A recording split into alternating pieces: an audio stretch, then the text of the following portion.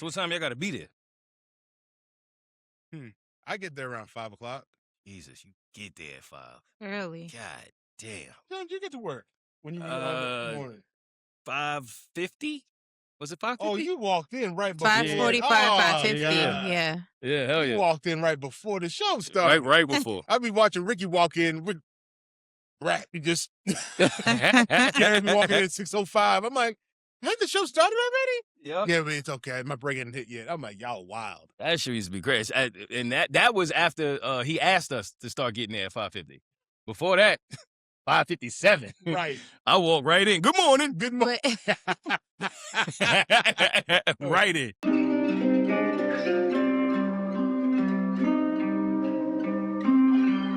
I'm in the moment. Stay in the moment.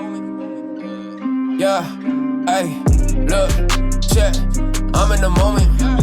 They try to hold me down, I just re-up and then I just reload it. Yeah, hey, look, stay in the moment.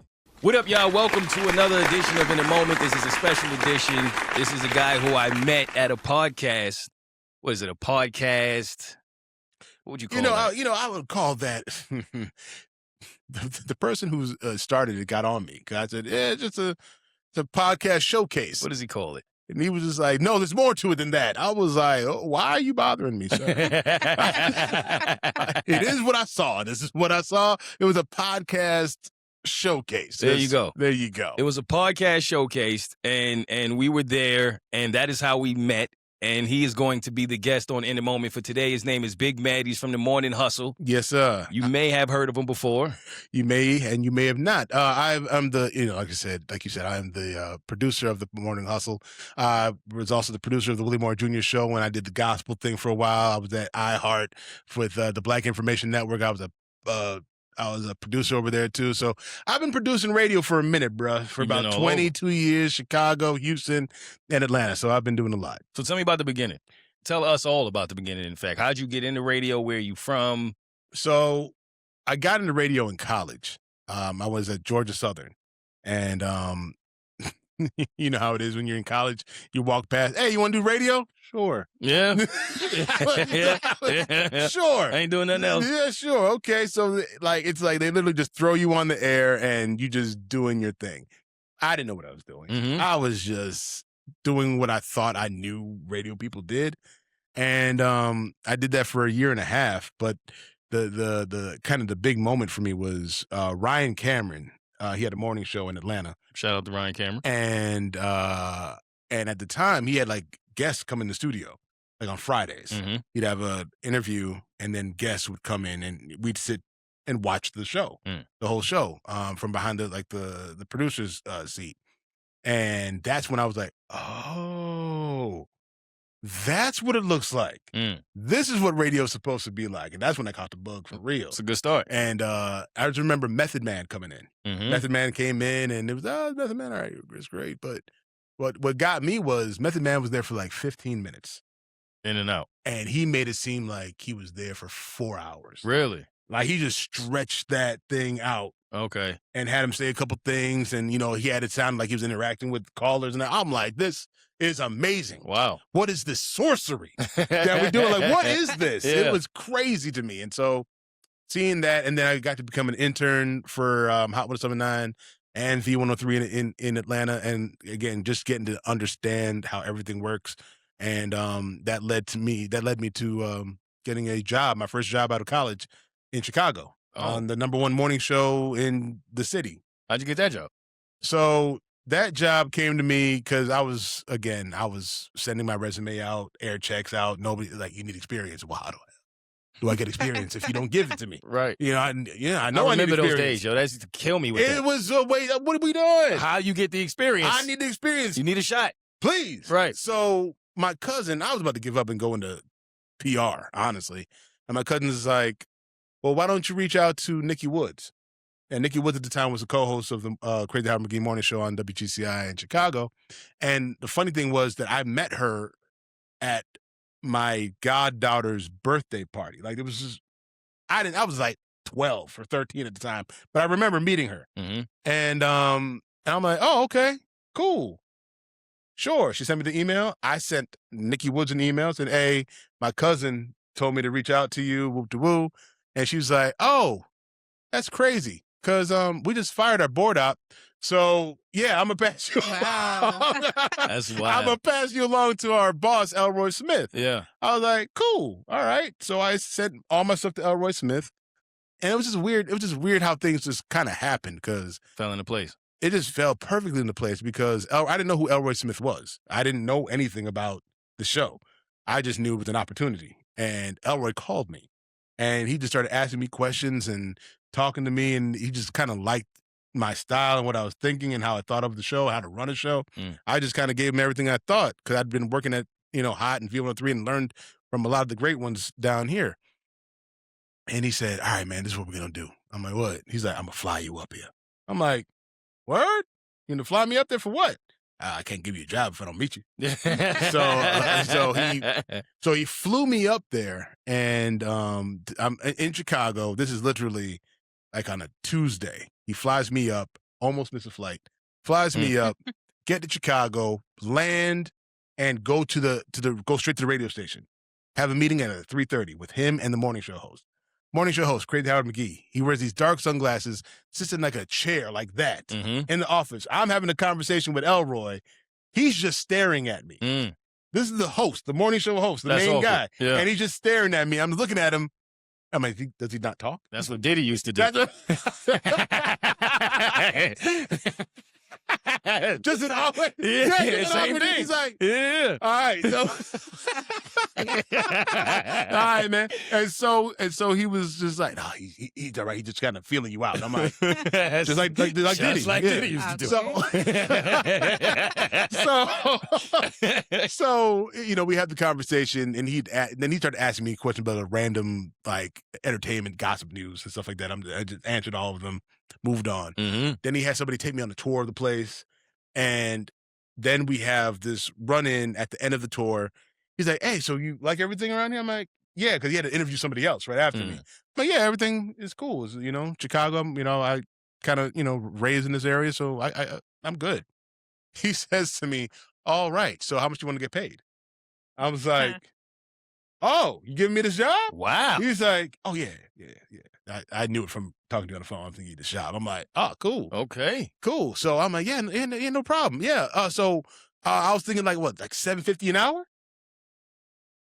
He looked at me like, that's what you went for? yeah.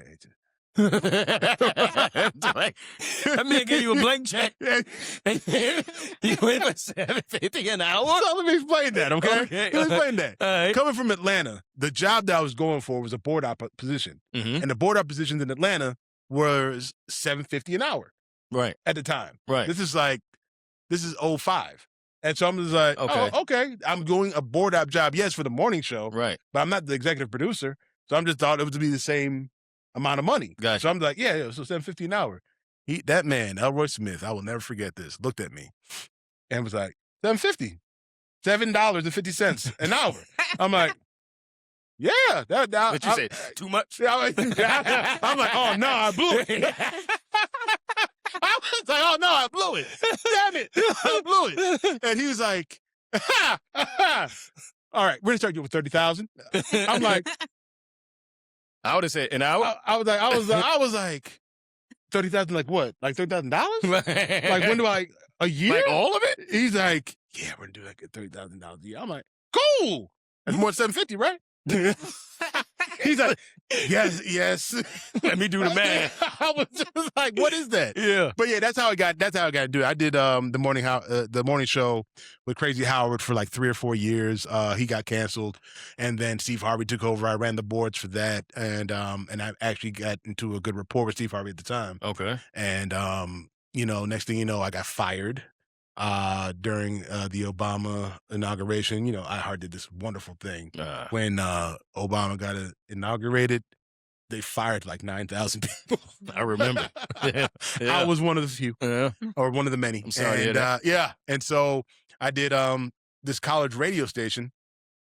Started putting cameras up, doing the whole like web thing, and people started taking notice of that. The school was like, well, how you doing this? How you creating all these videos? And I'm like, did this, Ustream producer, if anybody remembers that. And then that kind of led me back to iHeart or Clear Channel at the time, where the pastor, John Hanna, he let go of his producer, remembered me, called me, and was like, hey, can you produce my show? I'm like, well, I mean, yeah, I could produce your show, but I know nothing about gospel music. I know nothing about the artists. I know We Fall Down, We Get Up. I know Kirk Franklin. That's That's it. That's about it. That's all I got. Yeah. He's like, I don't care about that. He's like, I need you to run this like it's a secular show. I need you to run it like it's an urban show. And I'm just like, I can do. Are you sure you want me to I mean, do Kirk that? Franklin been running gospel music like it's urban. So Absolutely. yeah. So I was like, you sure you want me to do that? He's like, yes. I'm like, all right, cool. So I got there, Angela Martin, John Hanna, and it was a riot. One of the best, I don't care, gospel, one of the best shows I've ever been a part of. Wow. And he's hilarious. He's like funnier than most comedians. Yes, he's a pastor, but he just knew how to carry on. You know what I'm saying? He knew how to run a show. And then when I came in, he gave me complete control. I changed up their whole situation, put cameras up, and it was funny because I started to learn that these gospel folks ain't really too much different than Not at all. the regular Church folks. folk, gospel folk. Man, Yeah. let me tell you something. We went viral back in 2010 or whatever the time was, because one gospel artist slept with another gospel artist's wife. Time had passed. That one gospel artist who slept with the other gospel artist's wife was getting awards, and the other gospel artist was like, wait a minute, y'all celebrating him. Y'all forgot he slept with my wife 3 years ago. Damn. We Fall Down. We talked about it on the air. All I know is I put that video up, and he called me, Pastor Hanna called me. He's like, what did you do? I'm like, what are you talking about? He's like, my phone has not stopped ringing. Uh-oh. What did you do? Yeah. I'm like, I did what I always do. I would take the video, put it up. I produced. It's what I always do. And I looked at it and I'm like, whoa. At the time, again, A lot of views. I was like, we had 15,000 already. And at the time, I was like, this is. Yeah. That was a lot. And 2 days later, we're at 100,000. Like right now, it's still sitting around 500,000 back, just sitting there. And these are gospel singers? This is gospel singers. And so I'm sitting there like, yo. And then again, overnight, the next few days and moving forward, we started getting calls, not in Chicago, from around the country. Wow. We were getting calls from people listening to us online now. That's amazing. Because they went looking for us. Yeah, I bet. Now they found it out. He's like, where you calling from? Yeah, I'm calling from Detroit. I'm like, how? What? Why? You got the right number? I was like, he's like, no, I'm listening online. Man, we were like, it just kind of exploded for us being this little morning show in Chicago on the gospel station. And then we were getting, because of the urban station down the hall, we were getting the Kevin Harts, the Robin Thicks. We were getting all these artists coming. Robin Thicke was drunk, was hungover, and he did an interview with us.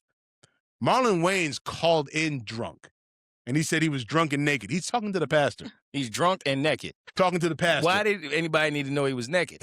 I don't know why he told us that, but Okay. he goes, right now I'm sitting down, I'm drunk and I'm naked and I'm talking to y'all, and this is my life. I'm like, what's happening? These people are calling in.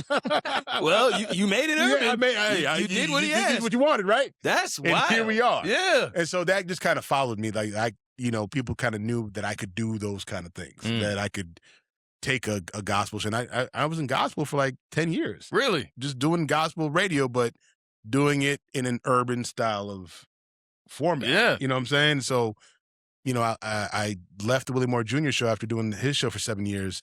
And Why did that show stop? it didn't. It's still going on. Oh, it's still going. I just left. Oh, okay. Nope. Loved Willie. Yeah. It was management kind of stuff that I was dealing with, as you understand. Certainly do. And so I was just tired. And I left, went to the Black Information Network, worked from home. Also, it was during COVID and everything like that. So it was a perfect job. Work from home, very easy job, very nice situation. Very nice situation. And then they came back and said, hey, would you like to produce the Morning Hustle? And I was like, how much? Sure. You asked for $7.50 No, this time. absolutely not. Yeah. Absolutely not. So that's basically my. That's how you got to the Morning Hustle? Yeah, that's how I got to the By Morning Hustle. hustling. Hustling my ass off. Yeah. Absolutely. Wow. That's a good radio story. It's funny to me when I listen to people's introduction into radio. Mm-hmm. A lot of the time, it's even like the people who are veterans, been in the game. Radio is like one of the most beloved industries by people who are not in it. Right. People would just love and kill to be in radio. Yeah. And a lot of the time when they say, how do you get into radio? It's like the chips just fall. They fall into place. It's like it's for you. It has to be. Mm-hmm. You can't. It does. You can't plan. Like the thing is, what I always said about radio is, it's hard to get in because you have to wait for somebody to get out. That's true. So Because nobody's leaving. No one's leaving willingly. on their own. Right. So a chip has to fall in place because somebody has to be either fired, retired, or something like that. For me, somebody got fired twice. I got the Crazy Ahmed McGee morning show. The board op got fired, Mm-hmm. and then to come back in with Pastor Hannah, the producer got fired. Right. So that's how I got in 2 times. It's funny you say that because I felt horrible. And I didn't know that was just a game. You learn that, right? The more you're in radio. But the first time that I got offered an afternoon show, I was currently doing mornings at the time. I'm on the Bird Show. Yeah. And then they came to me and asked me if I wanted to double up. And initially I said no because I didn't want to do two shows. I was like, nah, I'm good, right? But they talked me into it. Some money, couple deals. Of course. And then, I mean, it wasn't that hard, but they talked me into it. What I didn't know is when they put me in on the afternoons, they fired the person that was on afternoons before us. And how do I feel now coming into this afternoon show? I already had the morning. Right. And now I'm getting the afternoon, and y'all let somebody go for me to have it. I felt so bad. She still follows me to this day, though, so I don't think she took it personal. No. But I felt horrible. It's never personal, man. It's just like being in syndication. Again, as you know, Yeah, you're taking jobs. absolutely. You absolutely, and especially when syndication was getting heavy, morning shows were dropping left and right all over the country, local ones.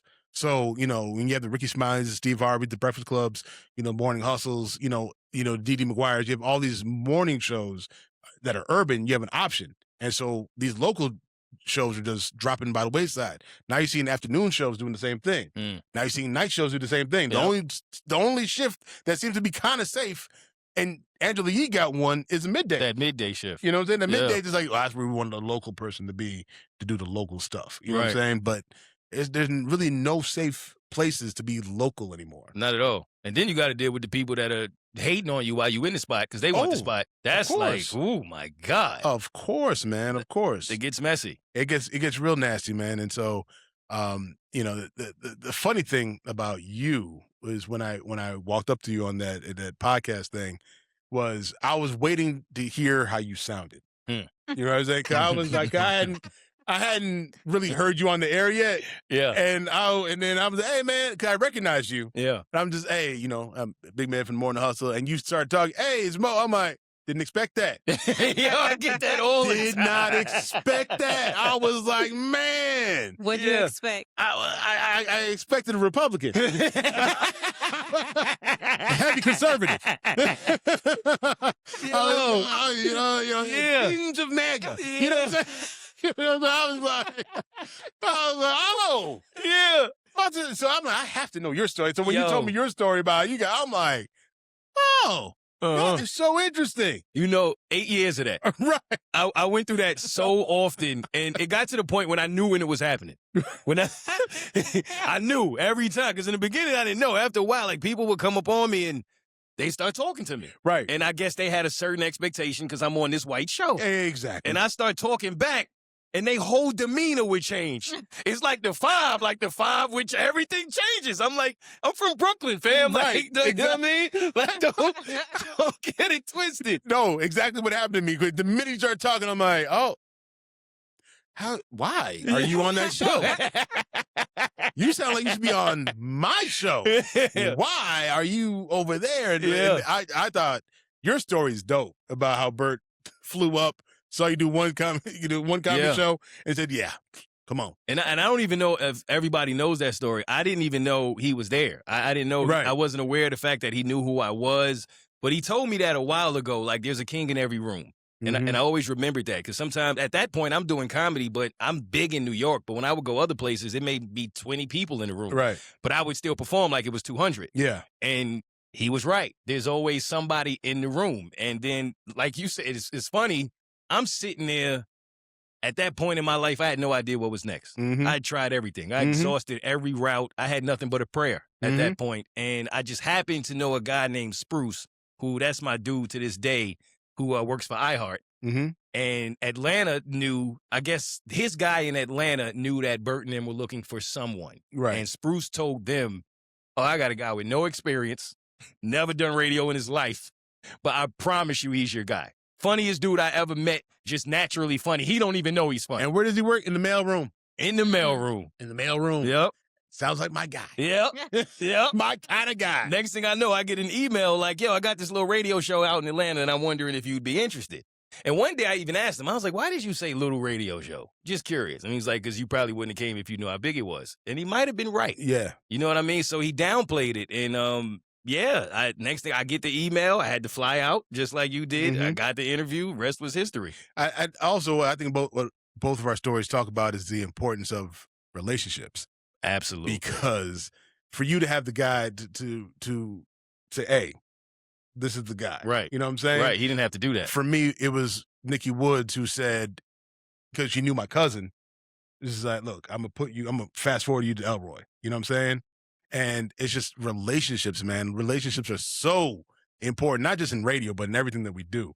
But, the relationships of just having to build those relationships, how to take care of those relationships. Because it's like, I have relationships right now because I had a friend of mine who said, like, man, I need to call somebody. I hadn't talked to them in 15 years, but I know they work here. And I'm just like, call them. He's like, but I don't want to be the guy that calls to ask for things. Look here, man. That's me. This is the job that we're in. Right. We're in the service. We are service providers. Absolutely. All of us are. Yeah. You know what I'm saying? Yeah. So I'm like, I don't take offense if anybody calls me because I know something or know someone. You know what I'm saying? So I never feel guilty. I'm like, if I see something, I need to get to that person and I see them have a connection to Mo, oh, please. If I haven't talked to Mo in 10 years, I'm calling Mo. Hey, Mo, how you doing? Yeah. Hey, man, doing great. Yeah, okay. So,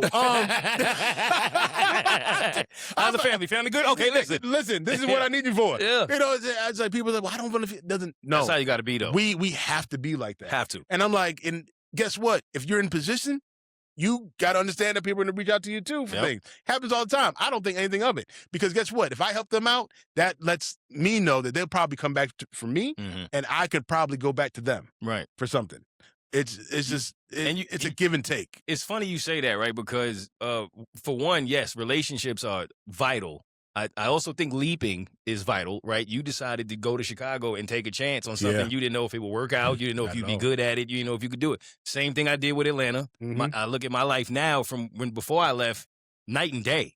Absolutely. You gotta leap, right? And I need to find a white guy. This is amazing.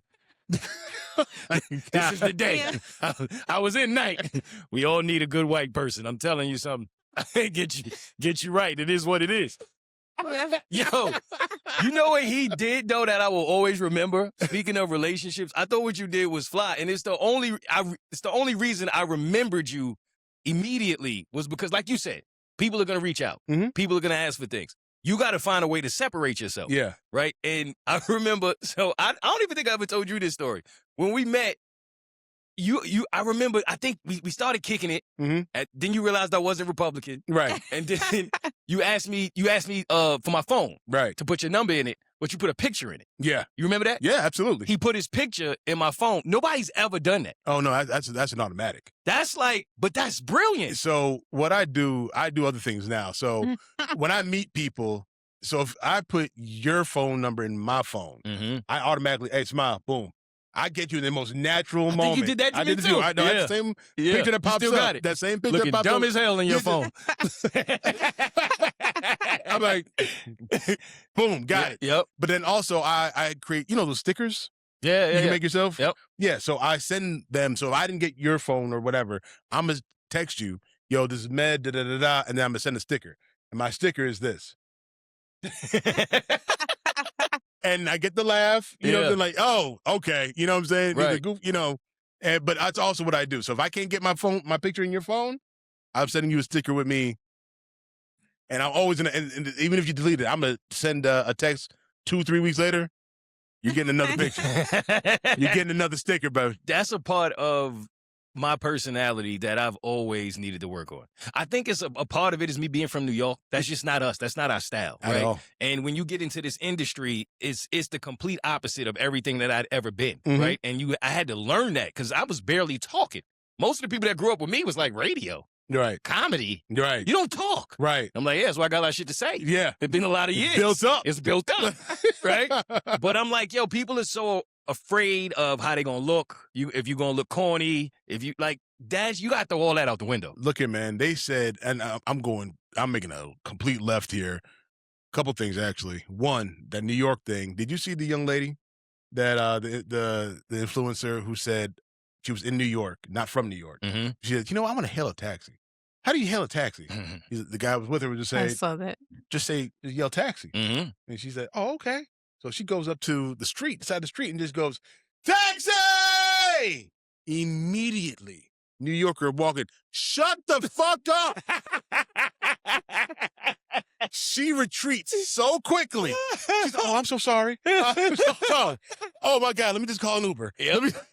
Yep. Sounds about New York. That sounds about accurate. Yo! Yeah. That reminds me of Coming to America when he was yelling out the window. Right? And the comments was like, nah, sis, you supposed to cuss his ass out back. You don't say sorry. That was your welcome to New York moment. You don't say sorry on the sidewalk. Facts. We don't do that.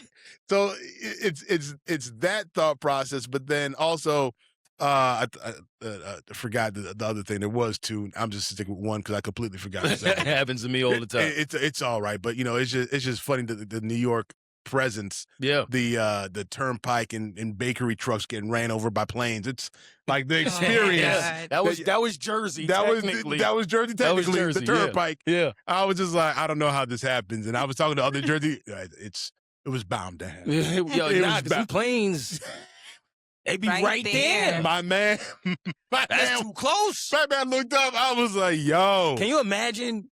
The funny thing to me was when I watched the video, he's singing. He's singing. Hey, my man is having a great day. And then he hears that. That's it. That's awfully close.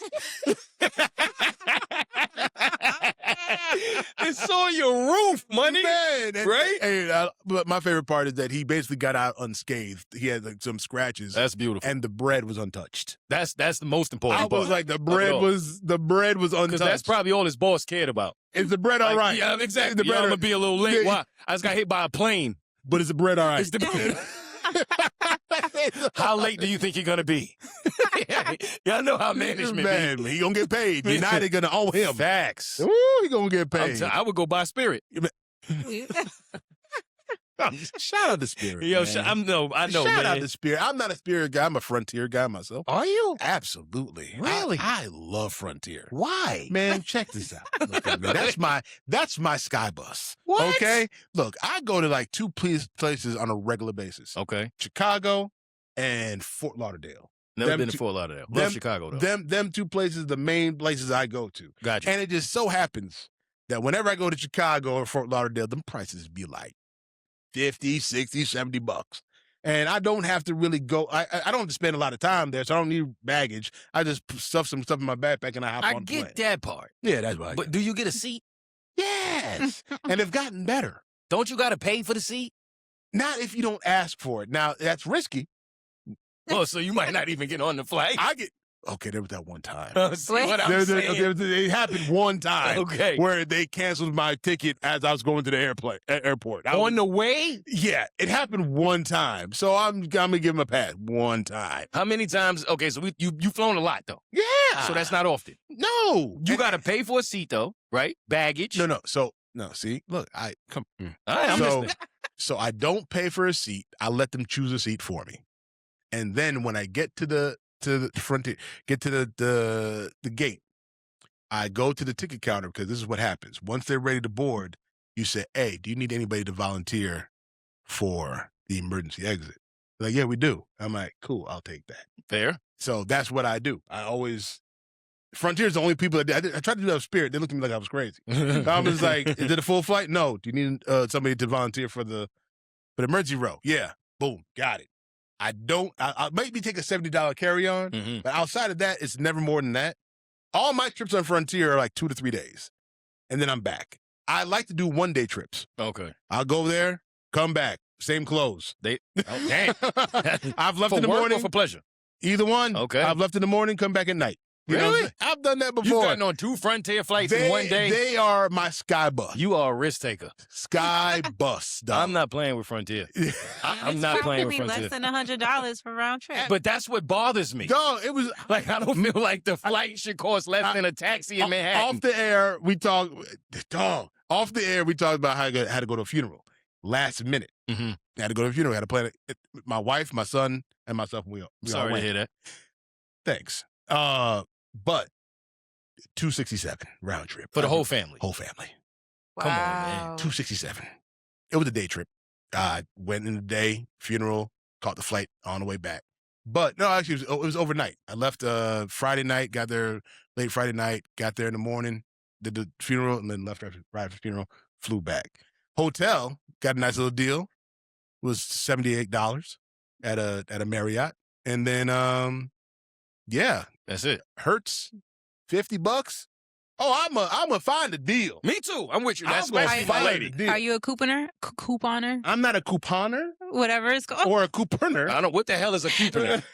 or I was talking about coupons. I'm Yeah. gonna turn your Or mic off. coupon cutter. If you I think I just try to make it work. don't embarrass us like that again. What the hell is a It's couponer? okay. It's okay. It's okay. I understand what you're talking about, though. Yeah, you see? I don't cut them. I sometimes use them if I can, Uh-huh. but I'm not like what they be doing is amazing.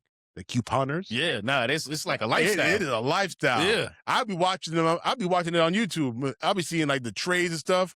$3,000. 5 cents. Facts. How did you do this? How? They be having the collector's edition coupons. Yeah. That's her. 5 cents. And I don't be I've been mad at seeing the it on coupon. Of course, you can't be. I'm never mad at the coupon. It takes time. I just wish she wouldn't yell that shit when we in like McDonald's.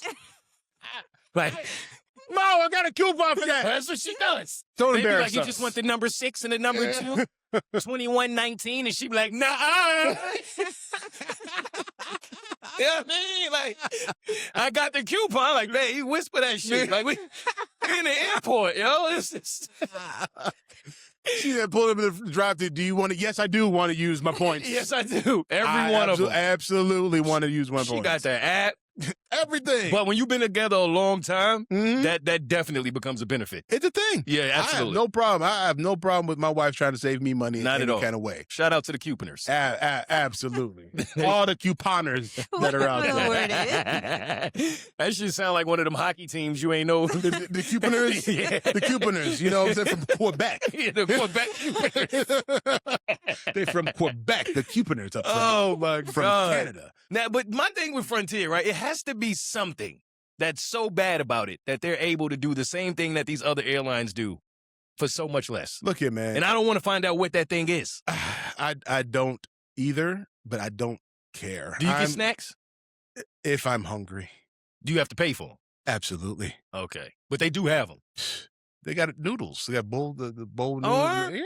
You got the hot. spicy joints? Yeah. Oh, let me find out. That's worth dying for. No, they get to pay for everything. Yeah, You got everything. to pay for everything. Like, Huh. they have the little, the quarter slot to open up the bathroom door. But, What? but I try to use the bathroom before I go anywhere. You know should. what I'm saying? So I just You say, should. don't even try to use the bathroom in the Frontier That's plane. funny. It's my sky bus. I don't dog. think I ever met anybody who like really takes Frontier. It's my At least consistently. consistently. I'm not mad at you. No, I'm Because- lying. My mom used to. Yeah. She was a member. Look here, man. Look, I'm telling you, when you see a flight, let's really break this down. When you go in and look for flights, and you go look at Delta for $455 one way I know. to like Miami, and it's like only a 2-hour flight, and then you see Frontier with a $75 flight, Yeah. what you gonna do? It hurts every time. I'm not gonna pay $400 for a 2-hour flight. I'm the idiot. That is crazy to me. Why am I gonna? Why would I do that? Why would I spend $470? Peace, my brother. Look here, look. And the problem is, yes, I get it. The gate is like third world country. It is. The gates be crazy, okay? And the furthest thing away from civilization in the airport. I get all that. But I'm not paying $425 to go to the same place as the other flight is for $75. It doesn't make sense. Now, saying that, I do have a time restraint. Okay. I'm not going to L.A. Right. on Frontier. That's a long-ass flight. I've done that once. Oh, my God. The seats don't recline. Yeah. My back was kind of hurting. Yep. They look hard, too. Like some hard-ass seats. They've gotten better because in the beginning, it was like cardboard. Oh, It was like cardboard with leather. Seats. Yeah. It was rough. But, yeah, I don't do like over 5 hours in the air with Frontier. So I'm strictly a 2.5 limit. That's fair. Guy. I feel like 2-hour flights, you should be able to get through Chicago, yeah. Fort Lauderdale, D.C., but that's my window. Right. Okay. That's it. That's all we got. Okay. That's all we got. But outside of that, I'm gonna fly Frontier. It's funny too, because I just said earlier today on the other episode that I did that Frontier on that flight, that's the only time in my life I ever listened to the emergency protocol word for word. Just in case. Just in case. I never listened on Delta. I just say yes. Yes. Frontier, I studied that shit. Yeah, look here, man. Like, but what they said about Spirit was, hey, the reason that Spirit got to everywhere on time and, was, trust because it was the number one airline. Did you know that? Spirit was the number one rated airline. According to who? Somebody. Because we reported on it, and I'm like, number one Spirit? Number one Spirit. Delta actually dropped down like 6. Probably was too damn expensive. Probably. But so Spirit, with everything involved, was number one. And then they, bottom out. We're here. Yeah, exactly. Now we're here. And the funny thing is, like, because everybody on that goddamn flight was praying. On the arms of an angel, goddamn it. Spirit's going to get you there. Yeah. Because everybody was praying. And we pray on Frontier, too. Yeah. We hold hands and all that. I would still listen to your gospel station you used to work for every time, whole flight. Every time. But we going to make it. And we're going to make it $400 cheaper. I'm not doing it. I can't. But listen, understand. Don't let this fool you. Because this might be the reason you see me on Frontier. If you go to Hartsfield and see me at the Frontier gate now, don't mind your business. Yeah, don't judge me. Don't judge me. You know what's going on. Absolutely. Buying a house changes hard. everything. Everything. Yeah, man. So, but the thing is with the Spirit and everything like that, and the politics that go into it, it's just like for me, it's kind of a shame. And I want to ask you about this because you did have the Caucasians around. What was it like having conversations? Because I'll be worried about. I don't worry about my son because he's in a school where there's predominantly black kids. Mm-hmm. Wasn't like me when I grew up. I grew up the token. So, like for you at this time, or when we were dealing with it, what were conversations like? Just water cooler. I don't even know what that was like for me. It was tough. It was times when it was easy, when it was just radio. Right. There was times when I would almost forget. Mm-hmm. And anytime topics would come up that had to do with privilege or just what was really going on in politics or in the culture, that's when I realized I had no place there.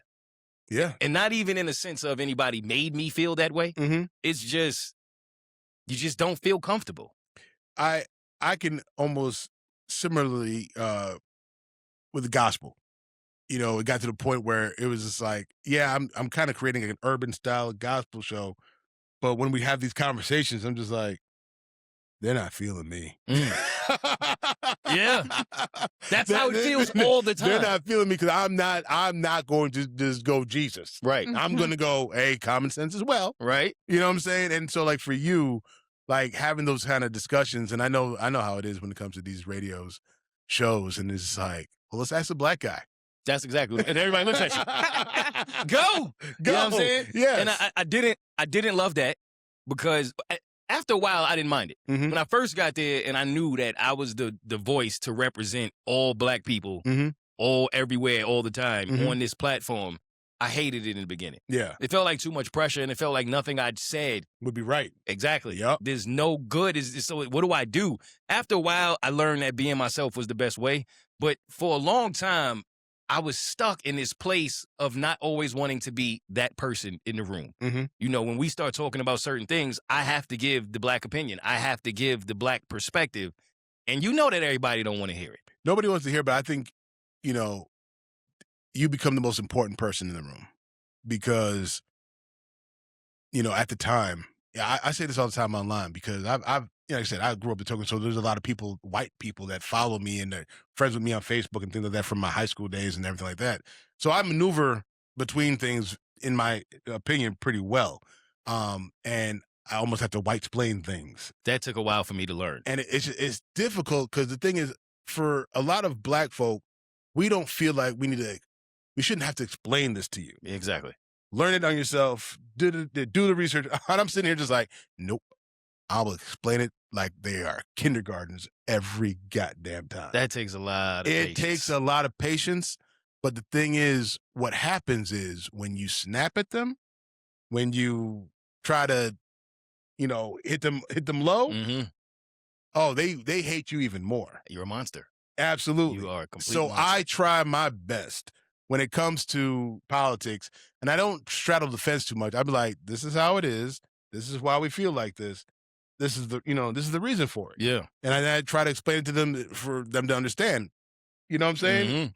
Like the privilege stuff. Oh, they did not understand that at all. No, not even a little. Privilege is like, well, I'm broke too.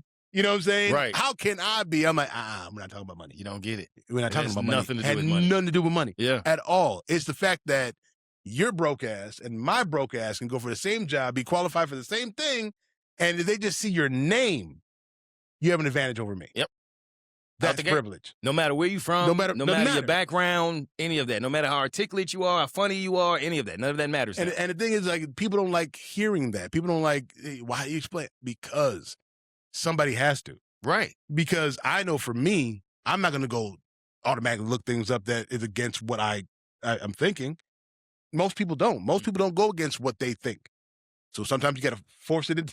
You do. You got to force it to them. You do. Force feed them. You got to force feed them. And you got to tell them, this is what it is. Even if they don't agree, they probably respect you more, especially with how you do it. And I think that's one of my biggest regrets is I didn't go to that place quick enough. Gotcha. I walked on eggshells for so long, trying not to offend and trying to appease people, right? Mm-hmm. Whether they were in a room or they were just in the industry or whomever's listening, that it got to the point where I felt like I was letting people do it to me and I wouldn't respond. Gotcha. Because I felt like you said, you got to have so much patience, right? Because people are going to offend you. They're going to step on your points. They're going to cut you off. They're going to do all these different things. And the one time that you decide, I've had enough of this. Right. And I'm going to really tell you how I really feel. Everything changes. It's never the same after that. It get quiet when you walk in the room. Dog. You know what I'm saying? It's that Jackie Robinson thing. Where Yes. Like, you can't get mad. You can't, because once you do, you're the monster. You're the monster. And so it's like, and that's the toughest thing, because I've learned how to walk away from an argument. I'm the quickest to say, you got it. You got it. You got it. Yeah, those three words. You got it. Mm-hmm. We'll end the discussion so quickly. I'm like, all right, we're not getting anywhere with this. You got it. Mm-hmm. And keep moving. I've made my point. You've made yours. You got it. The draw. Have a good day. And everybody can't walk away from that conversation Nope. and not take it personally. Nope. That's the thing about radio. Yeah, I can't. Oh, I can walk away and I can have a conversation with you the next day. I can walk away like nothing ever happened. I'm And all I right. just know, okay, that's right? Because to me, that's good radio. Exactly. Like, we should go to that place. Absolutely. But Exactly. You will start feeling the differences. And I think a lot of that comes from when you are the only, and for me, it was black, right? It could be the only whatever in the room. Maybe Right. you're the only woman in the room. Maybe Right. you're the only man in the room. Right. When you're the only anything in the room, Yeah. like you said, in a way, you become the most important person in the room. Absolutely. But you don't get treated like that. No. And then that's where you go home at night confused. I've always thought in those situations you got to overtalk, as in once the break is over, you good? Like immediately, like, hey, you good? You good? You know what I'm saying? Like, we good. That makes sense. You know what I'm saying? Yeah. It's immediate. I don't wait. I don't wait for the next day. I'm like, even if it's like the show is over, again, I'm gonna ask, we good? You know what I'm saying? Did I say anything that might have been out of line to you? Because my thing is, I always think about the other person. I've always got to think about the other person, because I know how I feel. Right. I'm good. Right. I don't know how you feel. Right. I don't know how you took something that I said, because there's been so many times in my life where I've said something, didn't think nothing of it, kept it moving, and it's brought up. Like 3 years later, I'm like, what? I have been there a million times. I didn't know. I will see you roasting me on Instagram. That has happened. Dog. Taking shots at me from Twitter. I'm like, where did that come from? Oh, remember that time? I'm like, so now I literally, if I feel that there might be something, I immediately, we're going to crush this. Are you good? Are we good? I will then ask again, are we good? Did I say anything to offend you? And if they say no or they're good, do not come to me with that The burden bullshit. is off you. I do not. Because even if they lie, you asked. I asked. Mm-hmm. And I checked. Yep. And I'm not checking just because. I'm checking because I'm sincerely like, I'm not trying to go there. And if I have to apologize for something, let me know so I can sincerely apologize for it. Because if you say no now and you bring it up later, I'm not going to apologize. Straight up and down. I'm not going to apologize. Nothing wrong with that. No, we're not doing that. Right. So that's why it's very, I'm just, when it comes, I will walk it down. Let's talk about it. Let's get over it. Let's move on. If there's nothing there, then we good. Right. You know what I'm saying? Yep. We're going to keep moving. Or if I know I pissed you off and I didn't mean to piss you off, I will apologize. Yep. If I know that we're having a moment right now, I'll let it a couple of days when we good. You know what I'm saying? But outside of that, if we're having a conversation on air and just kind of back and forth, we good. Let's keep it moving. Because the tension that can build from being in a room with people who are not capable of expressing themselves to that level and being that level of honest and transparent, right? To where now, like, you go in the room, you say some things that everybody's not the happiest about. Yeah.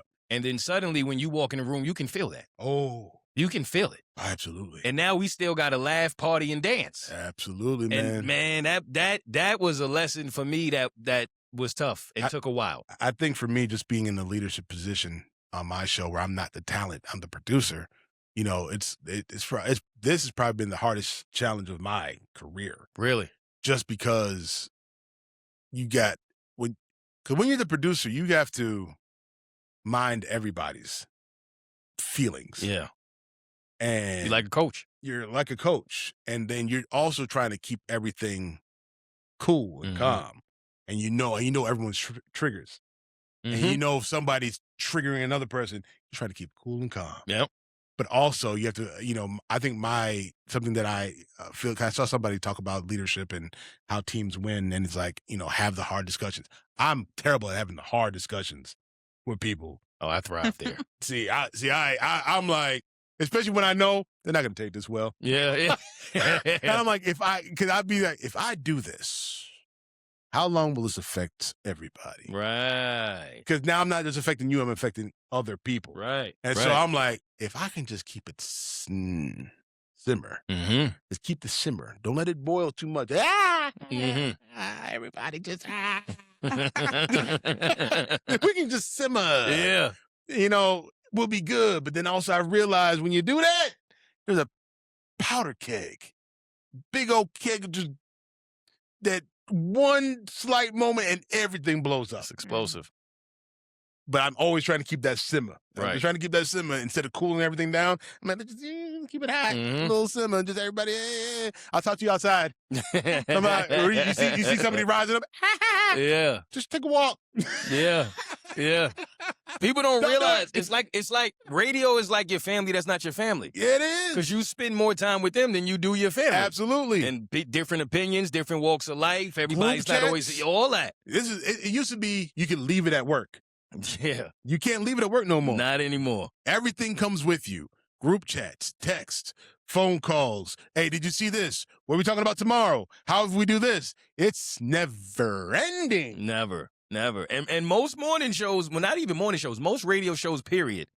I don't think the listeners and viewers realize how much, most of the time, people don't like each other.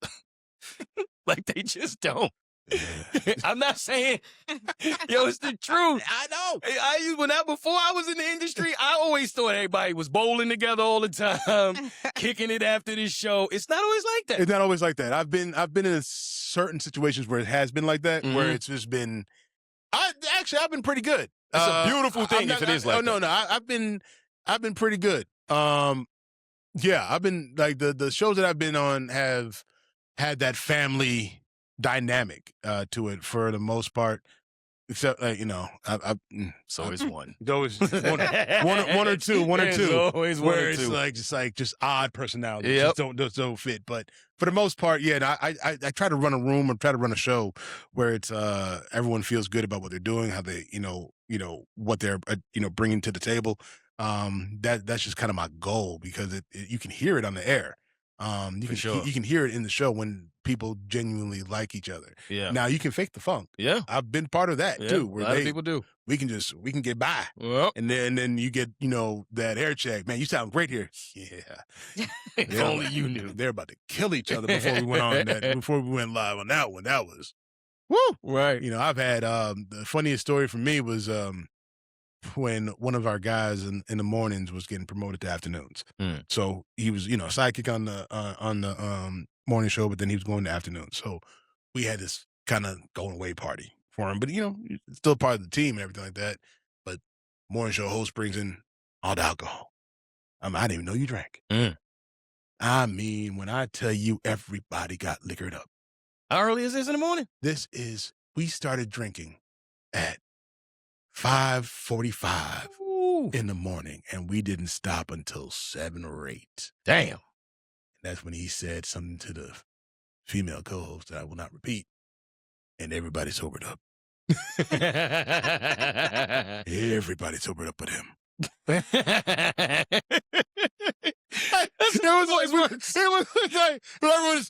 Oh no. Too far. Too far. Oh God! So it was one of those shows where the producer's studio was separate. Yeah. So I told him, in here. In here. So he was over there just drunk as he didn't even pay. Now he was they came into my studio. I turned their mics on in my studio. Right. Turned his mic off.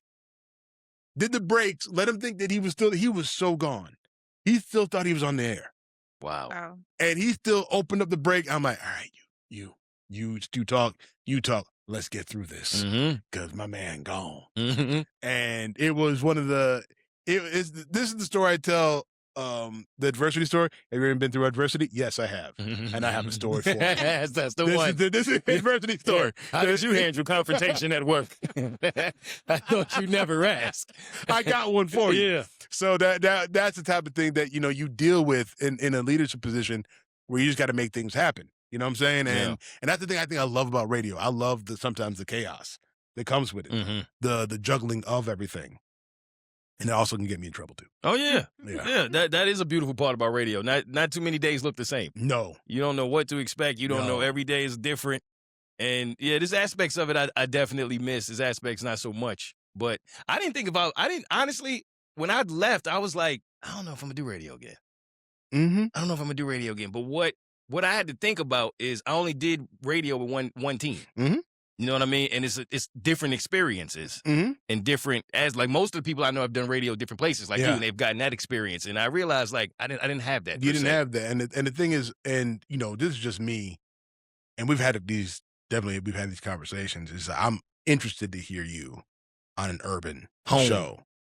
Come on home. Yeah. Come on home now. It's time. Now, I don't know if you might have to make some decisions. Yeah. You might have to work it. You might have to work an extra job or something like that. But come on home. You know what I'm saying? Come on home. It's time. It's definitely time. Yeah, and the thing is, like you said, but what we said before is, it's the funny thing is about coming back or doing more radio or going to a different situation, you have to wait for somebody to lose their job. Exactly. And so it's just like in this landscape that we're in right now, you just don't know where that's going to be. Right. But the cool thing about it is it doesn't matter where it is. Before, it mattered where it was. I got to be in New York, Chicago, L.A., Miami, Atlanta. I got to be in these certain places. It don't really matter. No, anywhere now. Because you go in the radio show, I can turn that into anything. Yep. At this point, give me a camera, give me my mic, I'm good to go. Let's go. Just give me a little bit of access to something, I'm good. You know what I'm saying? So that's the cool thing about radio now. I've seen a lot of creators want to try to get into radio, and it's different for them because they don't understand the the constrictions of it. Like I'm seeing Mero up in New York in Hot 97. Yep. I'm like, and I'm hearing that, I'm like, oh yeah. Yeah. I expect don't have that freedom, huh? Yeah, it hit different. It hit a lot different. The endorsements in radio, and endorsements when you're just out here, being a content creator, being a podcaster, completely different. Way different. Completely different, and it's eye opening for them. Right. You know what I'm saying? Yeah. But then you also have the benefits, and I think that there's things that kind of offset it. But I have a lot of content creators that are like, yeah, I want to do radio. I'm like, you sure? Sure. Because you're doing pretty good right now. Mm-hmm. But it's like, man, that steady check, that check every 2 weeks, not every content creator gets that. Nah. They might get a big check, right? But that check had to last them the rest of the year. Exactly. So I learned that recently. I'm like, oh, okay. I get it now. The consistency in that. Yeah. Absolutely. But the beautiful thing about you and the guys like Charlamagne and things like that is that they got in radio, learned radio, they got to master it a little bit, you know what I'm saying? And then they became content creators. Right. So now you're hitting it from both ends. Right. That's true. So that's the thing that's true. I'm expecting for you. Yeah. Whenever you decide, and I know you probably need to decide, something's going to happen soon for you, that you return to radio. So yeah, it's one of those things where you have that opportunity, what you're doing now here. Plus, because it's not going to stop whenever you do radio. Right. It's still going to continue. So it's like when you're in radio and then you become the content creator, that's such a beautiful combination. Going the other way, it's not as much fun. I don't think so. It's not as much fun. Yeah, that makes sense. Fun. Not as much fun at all. I'm definitely curious to see what doing urban radio would be. That was always missing for me. The audience is absolutely. Yeah. That vernacular. Yeah. Ooh. When you hear that audience touch your soul, you're like, oh, I missed y'all. I can't, yo. Oh, I'm home. Man, I remember. I knew what kind of party it was going to be earlier in my career when I was on air one day and I said something about I asked you this, or I asked you that, and I don't say it like I used to, but I said asked. Oh. I didn't even know this was a thing. That allegedly black people say asked and not asked, right? There's an X in there. I thought that was a New York thing. No, I did too, but they say it's a black thing. It's a black thing. Which at the time I didn't know yet. So I got emails about it and phone calls, people calling in. Why does Mo say asked like that? And I'm like, what are they talking about? And then everybody that was in the room was like, oh, nothing, don't worry about it. And I had to go back to my man, and my man was like, that was racist shit happening right in front of you. You didn't even know. It was like so many moments like that where it was just like, yo, come on, man. Or if I put a J. Cole, I put a J. Cole song on one of my stories once. Didn't think anything of it. I get called in the office. Hey, you might want to think about the music you posted. Why? Well, you said the N-word. He's black. Like what? So? What does it matter? But they want to say it too. Exactly. And then those conversations. Why can y'all say it and we can't? We really want to say it. Oh my God. And it's if you could not say it to make us feel jealous of, we appreciate. We really appreciate it if you make me comfortable. Those are the wars I had to fight. Wars like that. Or I think I had to have this conversation 20 times about why it shouldn't be considered racism when it's coming from a white person. Like, you can call it racism, but I used to try to explain that it's simply not the same. Like, it's not, you don't go through systemic racism. Right. That's like, you can be prejudiced. Yeah. And you can stereotype. Yes. But as far as a black person being racist, impossible. It's not a thing. It's impossible. And I could not explain this to them for the life of me. No, it's impossible. You can't. We can't be racist because they'll go to the dictionary and they'll see that prejudice is part of racism. Right. And they'll be like, "Well, if I can be right," I'm like, I can't keep you in your bloodline from getting into schools and from getting jobs. Racism is power. Racism is about power, right, and influence, right. And black people just don't have that as we can see. Clearly. Rolling back, baby. Clearly. Walmart rolling back the voting rights. Right. You know what I'm saying? Right. It's like we don't have that power here. You know what I'm saying? And so that is it. Look, I've had that conversation several times. Man. And it's just like, okay, you got it. Reverse racism. You trying to have that conversation in a room full of 7 mics and you the only black one in there. Oh, you're not going to win that. Oh, man. You're not going to win that. Yeah, tell me about it. You can just say it like, this is what... my thing is, I wouldn't even fight it. I'm just going to throw this little bit of truth in here, and y'all do with it what you will. Mm-hmm. I'm not going to argue with you because I know. You know what I'm saying? But here's the truth. Boom. Y'all talking amongst yourselves. I'm done. You got it. That's and then That's all you can. That's all you could do. And then everybody would say their piece, and they'd come right back to you. Close it. I just told you. Nope, not a problem. So I'm gonna repeat what I said before. I'm gonna put this little truth bomb in here, and we're gonna end the segment, and we're gonna keep it moving. Yeah. But I appreciate even that the show did that, because I've been around some white shows that's like, oh yeah, we don't talk about none of that stuff. They don't even touch on it. We don't touch anything political. We don't touch it. We're here to give you the good vibes. Oh yeah, they weren't afraid. You have to give them credit for that, because like I said, I've seen plenty of where I was interviewed for to produce. I almost went, and I said, yeah, so we can talk about this, and they looked at me like I was crazy. Really? I was like, we're not gonna. I know that look. We're not gonna talk about that at all. No. Good vibes. We just talk about fun stuff. Do you have any pranks? You have any pranks? Do you do voices? I was like, what? Yes. I can't do this. Now imagine that happens and you're hired already. So now you realize they want you in this box. Right. Then whoa. Yeah, right? We got an email. We got an email. Yeah. Tone it down. Tone it down. Please tone it down. God, I can't do that. Okay, maybe I can for a little bit. Just for a little bit. I might be able to do it for a little bit. You know what I'm saying? Just for a little bit, but but I know what comes with it. A lot. I know what comes with it, and I have a friend right now. She's on a show, and they will not let her go. Really? Because they love her blackness and everything, and she's on a white show right now.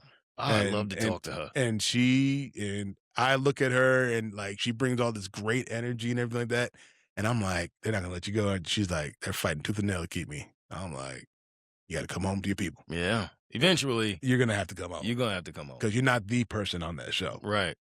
So you have an opportunity to be the person. They can't stop you. Yeah, absolutely. So not. it's just always very interesting to be, like I said, meeting you, and I knew her. They just liked her, and I'm like, yeah, she's not gonna last long over here. She about to take off in a second, but yeah, it is very interesting being that black person in the white spaces. Tough. I've done it not in radio so much, but just in general. You have to become comfortable not being understood. Yeah. And that took me a while to really mesh into that world of, it's cool if nobody get the joke. Mm-hmm. It's cool if nobody understands the take. Because it was many a times I'd throw a joke out and no one's laughing. I'm like, I know that shit was funny, bro. Like, I know I'm not losing my powers. Hey, but let me ask you this, though. Did that help you with your comedy, like working different rooms? Oh, for sure. Oh, my God. I know that. Sure. I know you're like, all right. Yeah. White Knight. Got it. I got the white comedy. I got the white comedy. I got it. I just came back from doing comedy in Europe. Oh. Yeah, part of my leg. Where? Brussels. You been to Brussels? Yep. I've been to Brussels once. You have? Yes. What was your experience? Gloomy as hell. Yeah. It's gloomy as hell. They have this like stew that's really good. I love the architecture over there. It's nice. That thing, I was able to walk around. I spent a couple nights in Brussels. Hey, look, first of all, I tell all black people, get over there and just check it out. Yeah. Like, I'm tired of sand. Okay? Give me gloomy, small streets, small cars, experience. Yeah. and just walk around with people staring at you. Yep. Like you don't belong. Yep. It's a fun experience because they're nice. It's just like, what's happening here? And so until you go to one day, did he take you to the Black Hood? No, it's a Black Hood in Brussels. In Brussels? Yes, there is. See, that's what me too. That's what my wife would do. See, my wife, when we go on vacation anywhere, she always looks up, where's the hood? To go to it or to go to it. Oh, nah. She's like, I need to be amongst my people. No, I don't. Like, see, why? I don't. I ain't gonna lie to you. Why? She sent me a video of the hood in England. I'm like, I don't want no parts of that. She's like, look at all the black people in London. Yes, that's the hood. Yeah. Yes. Now this place, I don't know that it was the hood per se. To them, it is. Yeah, you're probably right. And it was as if the Lyft driver knew too, because we ain't mentioned it. We just in the back chilling, and I'm trying to get to the hotel. He took us right through that way. He was like, yo, so I'm like, thought y'all might want to see this. This is where you're supposed to be, right here. Drive through. Come on through. But no, Brussels was dope. You've been to it's right off of Brussels because we went to Paris. Yeah, and then and I love Paris. Paris. Another cool thing about being in radio was meeting people in radio in other countries. Okay, so I had met like a pen pal, damn near. Okay, in radio, she did American show. Oh, American style music in French. Okay. So when I went to Paris, I linked up with her. Right. We went up to the job. You know what I'm saying? We went up to the radio station and we did the show together. And that was the most interesting thing ever. That's because it was like, at first I'm like, she's talking French. And she, and then she goes, and we got Big Med. And then she would talk to me in French and then say it in English.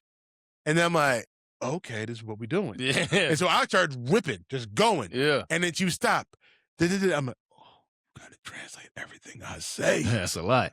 Okay, let me change how I do this, because let me make this easy and digestible for you. Yeah. So it's like, those are the cool things. Like, go to Europe, man. Check out Europe. Yeah, please do. Go to, of course, do Africa, but like Europe and Asia, them places, it's just dope to be in. Especially Amsterdam. I've never been. Oh, that's my favorite.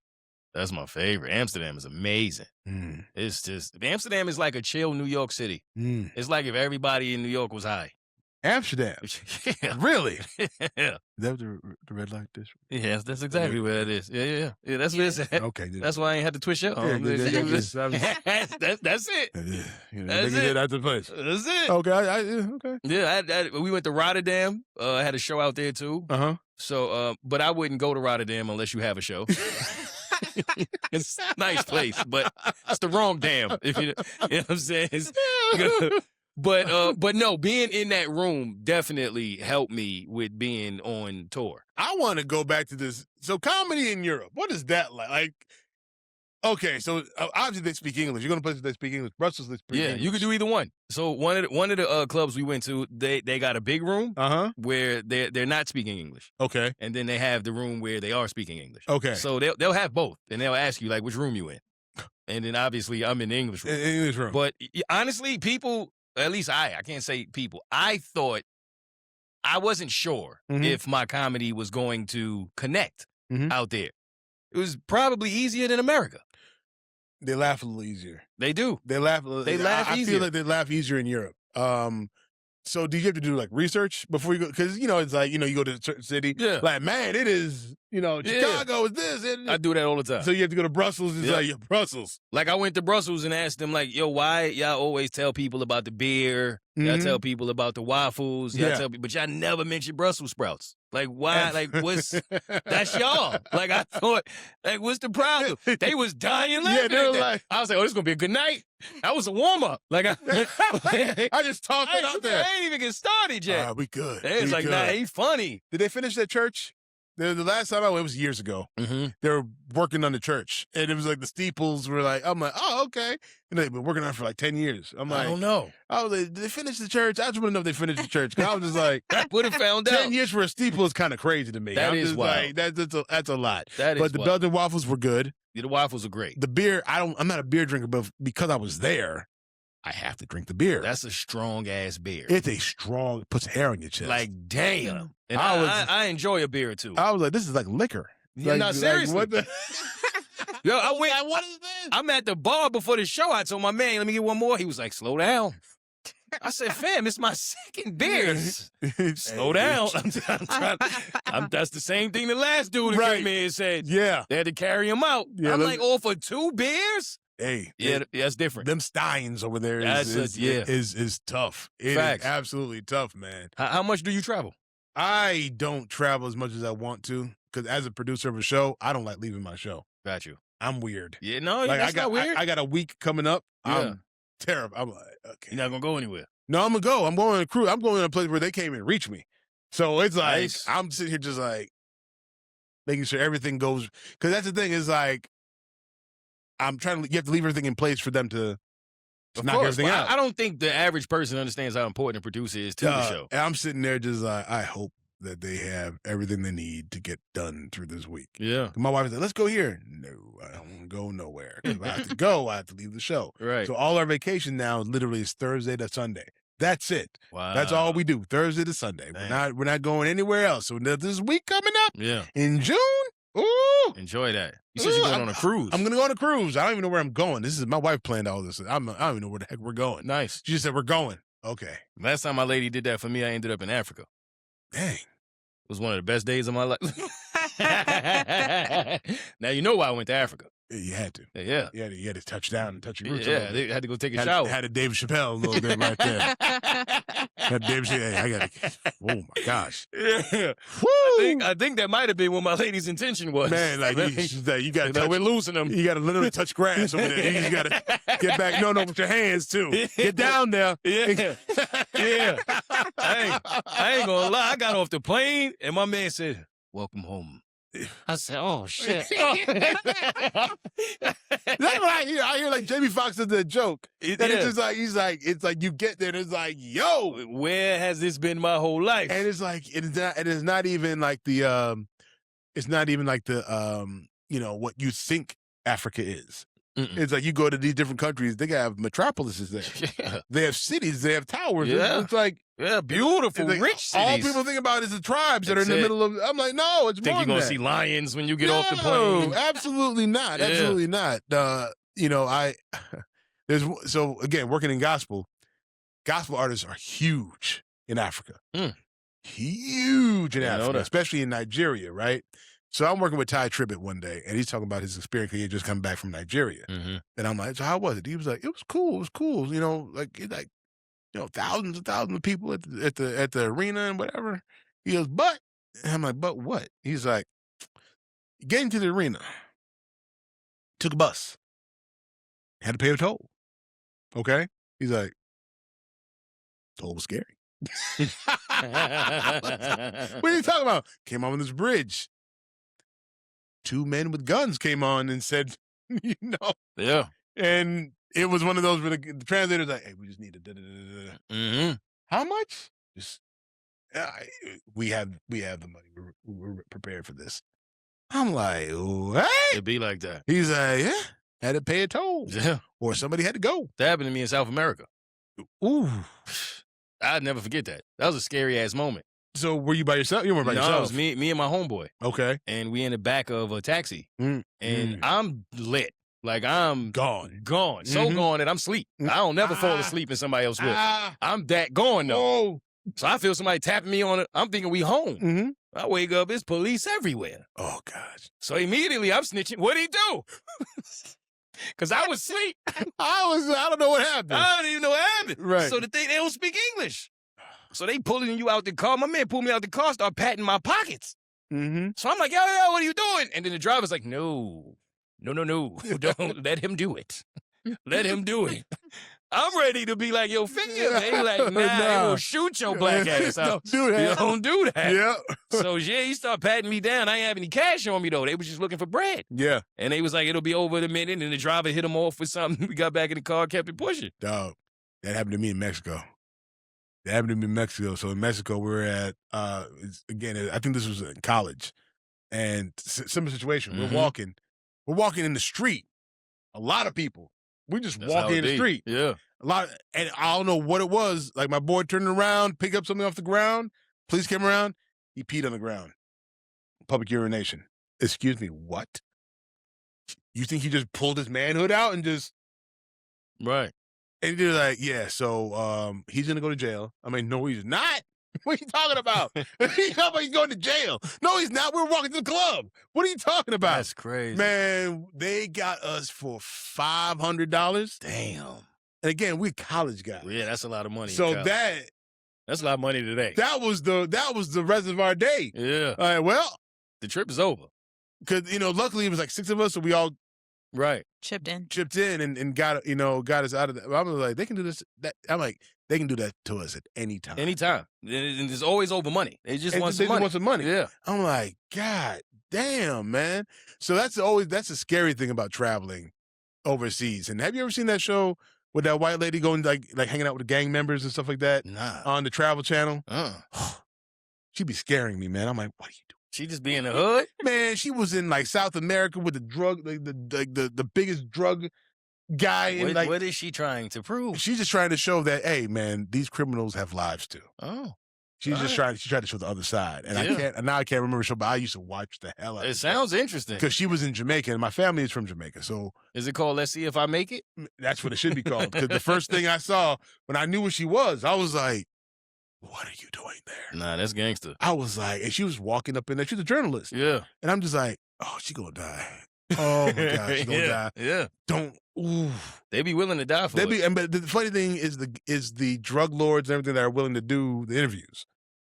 I'm assuming they wearing masks. Wearing masks and all that stuff. And we in that world where even the criminals want clout. Dog, that's the last thing you're supposed to need. I mean, how you in South America where they're making the cocaine? Right. To sell? I'm like, the cops can come at any time. That's crazy. And they trust her enough, right, to be in there. To be in the middle of it, in the middle of like the Amazon forest making cocaine. That's wild. I was just like, what are we doing? That is wild. Was it Trafficked with Mariana Van Zeller? My girl. Oh, I heard of her name before. Yes. Okay. Oh, Traffic? Oh. You're going to have me watching it now. Get in on that. You know what you should watch? Have you watched, Should I Marry a Murderer? It's Netflix. Number 1 on Netflix right now. No, I have not. Are you not a Netflix guy? No, I am a Netflix guy. I'm just, what are you about to put me on? So I watched it on the humble. Okay. I didn't know it was going to be number 1 and it was going to be a big deal. Gotcha. I just was up late, was like, what's this about? And I ain't going to give you too much, but you should definitely watch it. It's basically a woman meets a guy online. She has a particular job. Gotcha. And he's in a particular situation. Got it. And she asks him one question because they about to get married. He's into the family. They in love. It's the whole 9. And she's like, yo, before we move forward, I need to know if there's anything in life that you are not proud of. She thought he was going to say, I got a kid, I had an ex-wife. They got a body. I got a body. You got a body. And I might need your help with it. And it's 3 episodes. Oh. Yeah. So you think it'd be 1. They could wrap it up in 1. No. They cannot. No. But it's good. Your story, though, made me want to ask you. And then I'll wrap it up with this. It's a scenario question because this happened to me, too. Speaking of your man getting or almost going to jail in Mexico. Yeah. I was in Mexico. Yeah. It's my man named Tony. We cool today, but he didn't talk to us for about a decade. You let him go to jail? I wouldn't say we let him. Now, in our defense, we had no business in Mexico at this time. This was the basketball team. My high school basketball team got a trip to Mexico as a senior trip. Oh, you were seniors in high school. Seniors in high school. Gotcha. So I'm 17. Most of the team is 18. Yeah. But in Mexico, you could drink at 18. 16. I think it was 16. Is it 16 now? It was when I went in high school too. Okay. And I remember them passing out beers on the plane. Yeah. And I'm just like, on the bus. I'm like, oh, it's wild. We can do this. At 17, you like, this is crazy. We super drunk out there. Right. No business doing this. But I don't know where the coach is. We lit. So there was it was a phone party. And everybody was having fun at the phone party. Yeah. Now, when we were leaving the phone party, we couldn't find him. Oh. We did look. We stayed for about 30 minutes. We did look for 30 minutes. I promise y'all no brother left behind. That was the rule. It's still the rule. But 30 minutes is... 30 minutes? Yo, 30 minutes, either you got kidnapped or you left with something. Hold on. And again, nothing I could do. Again, in your defense, 17, no one had cell phones. No cell phones. There's no cell phones. There's no cell phones at this time. There's no social media. No. There's none of that. Nothing. We waited a good 30 minutes. Now, I'm going to be honest. In the 30 minutes, they were looking more than I was. I was dancing and kind of doing this. Right. I was like, he got to pop up. He got to pop up around here somewhere. Yeah, exactly. Somebody got to be the central point. I was the central point. Exactly. So we literally stayed until they closed it down. They made us leave. Now, when we on our way home, we learned that he got arrested. At the club? At the club. Apparently, they arrested him in the bathroom. And to this day, his story is he wasn't doing anything. Today, I might believe him because it could happen. Yeah. Back then, I'm like, fam, you wasn't just in the bathroom minding your business and got arrested. Yeah. But once we found out he was arrested, we out there for 3 days. What we supposed to do? Go get him. Damn. You supposed to go get him. How? We 17. Were you there with your coach or no? Yeah, the coach was there. I felt like that was his responsibility. It was his responsibility. No, you're right. If your coach was there, you told the coach? Yeah, we told him. What did the coach do? He tried to get him out, but he struggled. That man spent all 3 of his days in the jail. Yeah, and we party like we ain't, like it was okay, 1999. So he got out on y'all last day. Yes. That's a bull. He met us at the airport. I would be pissed. So you trying to tell me that I just so happened to get out of jail the day we got to go home. Get the hell out of here. He got arrested the first night he was there. The day I had to go home, y'all found a way to get me out of here. Yo, we thinking he gonna greet us and be excited to see us. No! We see him at the, he's like, yo, fuck y'all. And just kept walking. Like, what we do? I've been in jail for a Mexican jail for 3 days. I'm like, was I supposed to come in here and sit with you? I don't speak. If anything, Oh, I man. feel like he should have been mad at our Mexican friend. Because he could have came in there and translated for you. What I'm going to do? I'm be sitting there looking at I know my man was hot. I'm telling you, he didn't talk to us for like 10 years. Bet. Because them 3 days are seared in his brain. I know it. I know they Seared. are. To this day, he can smell that Mexican jail. He said we were supposed to come in. What we going to do at the jail? What I'm going to do at the Mexican jail? I don't speak Mexican. At least let me know y'all trying. At least let me know you're trying. Hey, yo! Hey, you back there, baby? We out here, baby. You supposed to be We outside got the you, front. man. We'll get you out of there. All right, y'all, let's go. Cause We tried it. We tried. We tried. We yelled his name. He heard us. You're probably right. He heard us. I think I would. You know what? Now that I'm older and more mature, I would have appreciated that. Just go over there. Yo, Tony, you back there, bro? Hey, man, hold it together, man. We trying out here. Oh man! Shout out to my man Tony. Let's go, y'all. I'm sorry, bro. I've said it to him off air, but I'm gonna say it on air too. I'm sorry to my man Tony. Okay. It's all right. I think. Well, I don't know. He wanted them pretty boys too. Oh man! He got the curly hair and all that. Oh man! Grease dripping down his joint. Oh, they were rubbing their hands through his hair in that Mexican jail. Oh, man, that boy Sorry, making burritos Tony. in there, boy. Ooh. Oh my God, my man Tony. Sorry, Tony, man. All right, producer, you got anything else for us? Man, I ain't got nothing else for you, though. I mean, we could. There's a lot. This is not a one-stop shop. There's a lot of stuff going on. You are always invited back. I just don't want to keep too much of your time. No, I'm good, man. Like, hey, you want to talk sports? We can talk sports. Let's talk sports. That's sports. Who's your squad? Don't say it. Don't fuck around and say the Hawks. No. Okay. No, the Bulls. Oh, you a Bulls fan? Bulls fan. We're going through it right now. I'm assuming this came from your Chicago. Yeah. Okay. Yeah. Bulls fan, Bears fan. Going through it. All Chicago. Oh, wait, where were you born? I was born in New York.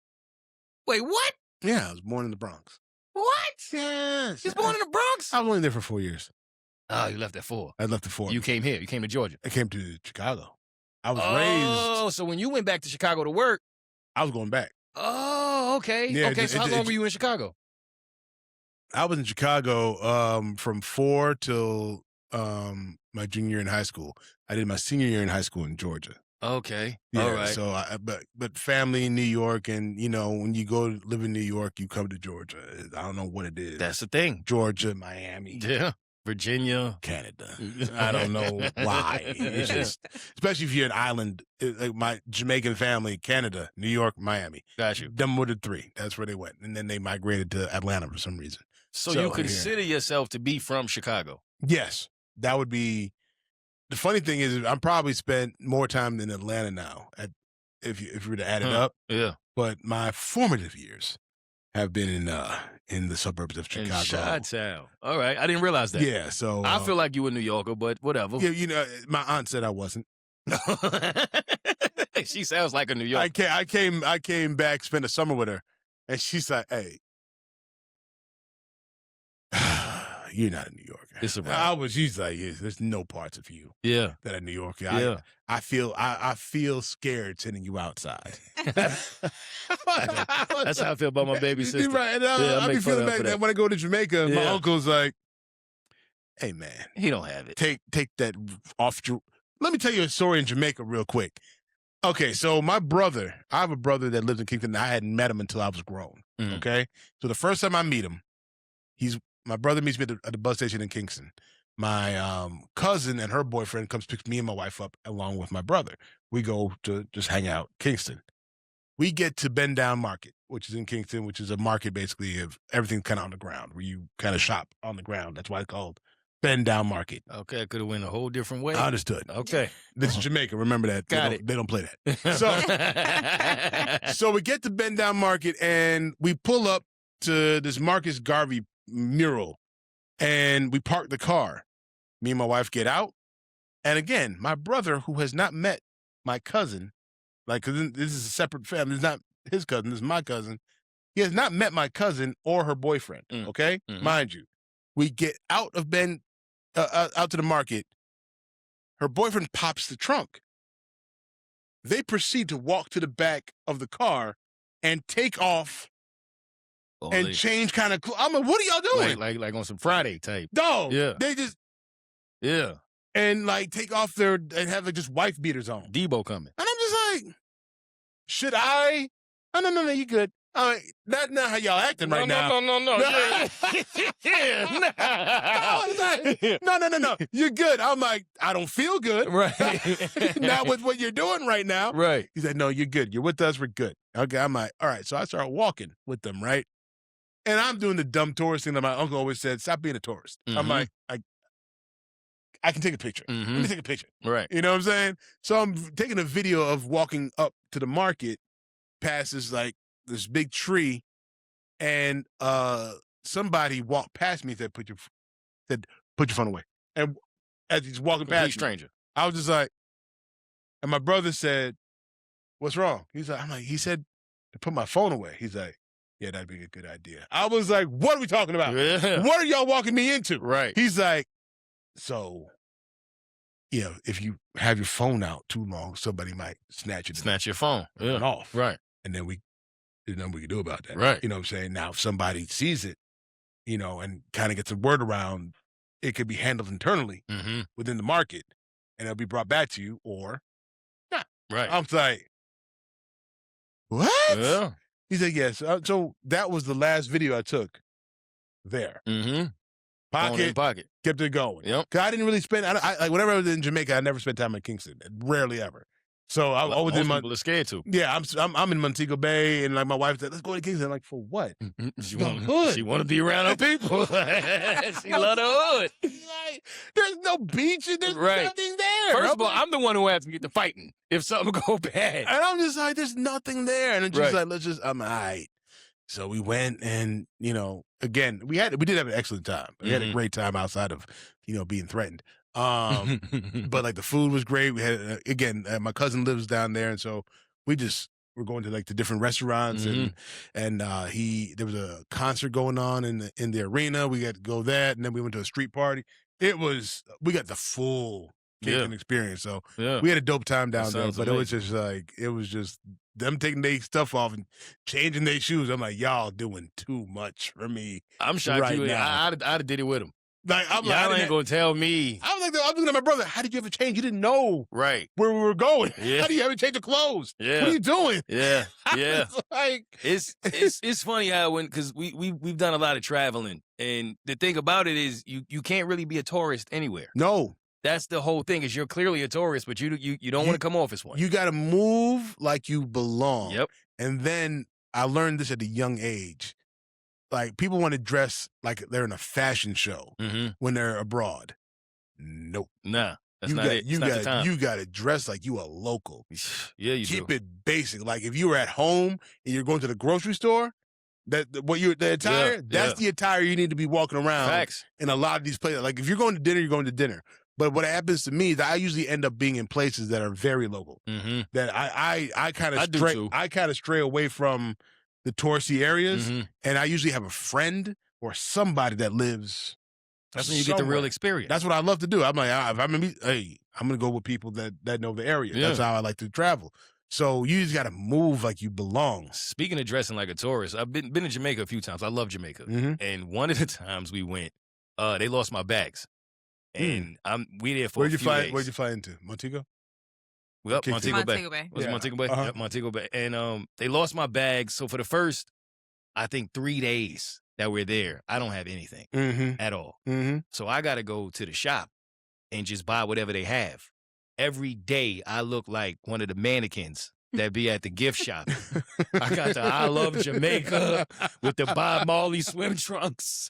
It was horrible. Everywhere I went, people was like, damn, this dude love Jamaica. You love Jamaica. You got everything on. Yeah. And the funny thing is, then the hilarious thing about that, depending on where you were, what resort you were at, like there's probably a market down the street that you could have cleaned up. Probably. With some basic clothes. For much less, too.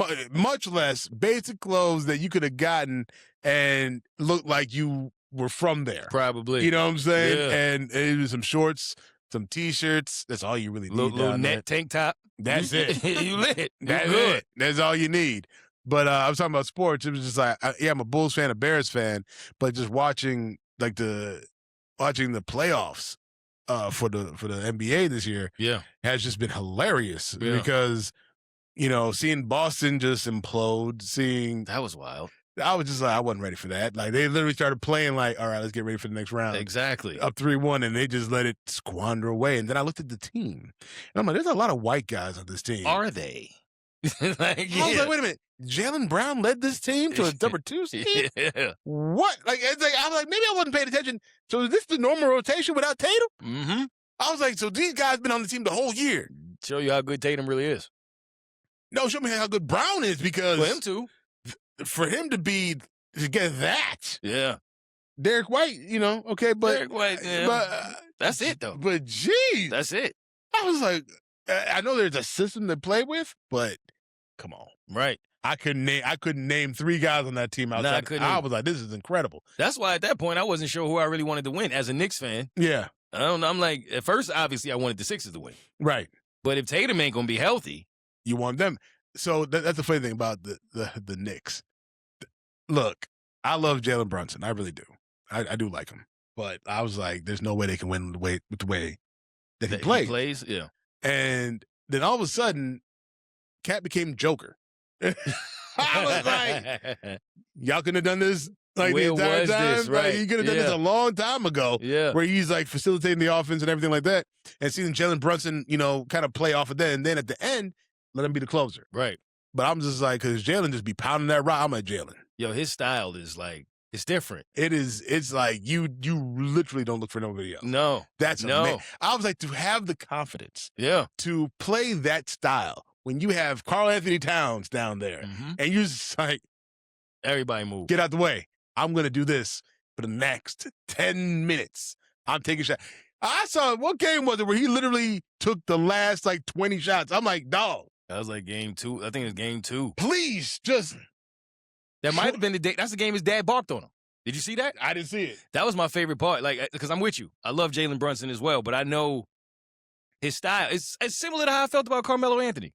It's like nobody's going to deny his talent and his ability to score, but with your style of play, it's just not built to win a championship. I feel better when you're 6'9". Fair enough. I'll say that. But the thing is, and Carmelo's not running.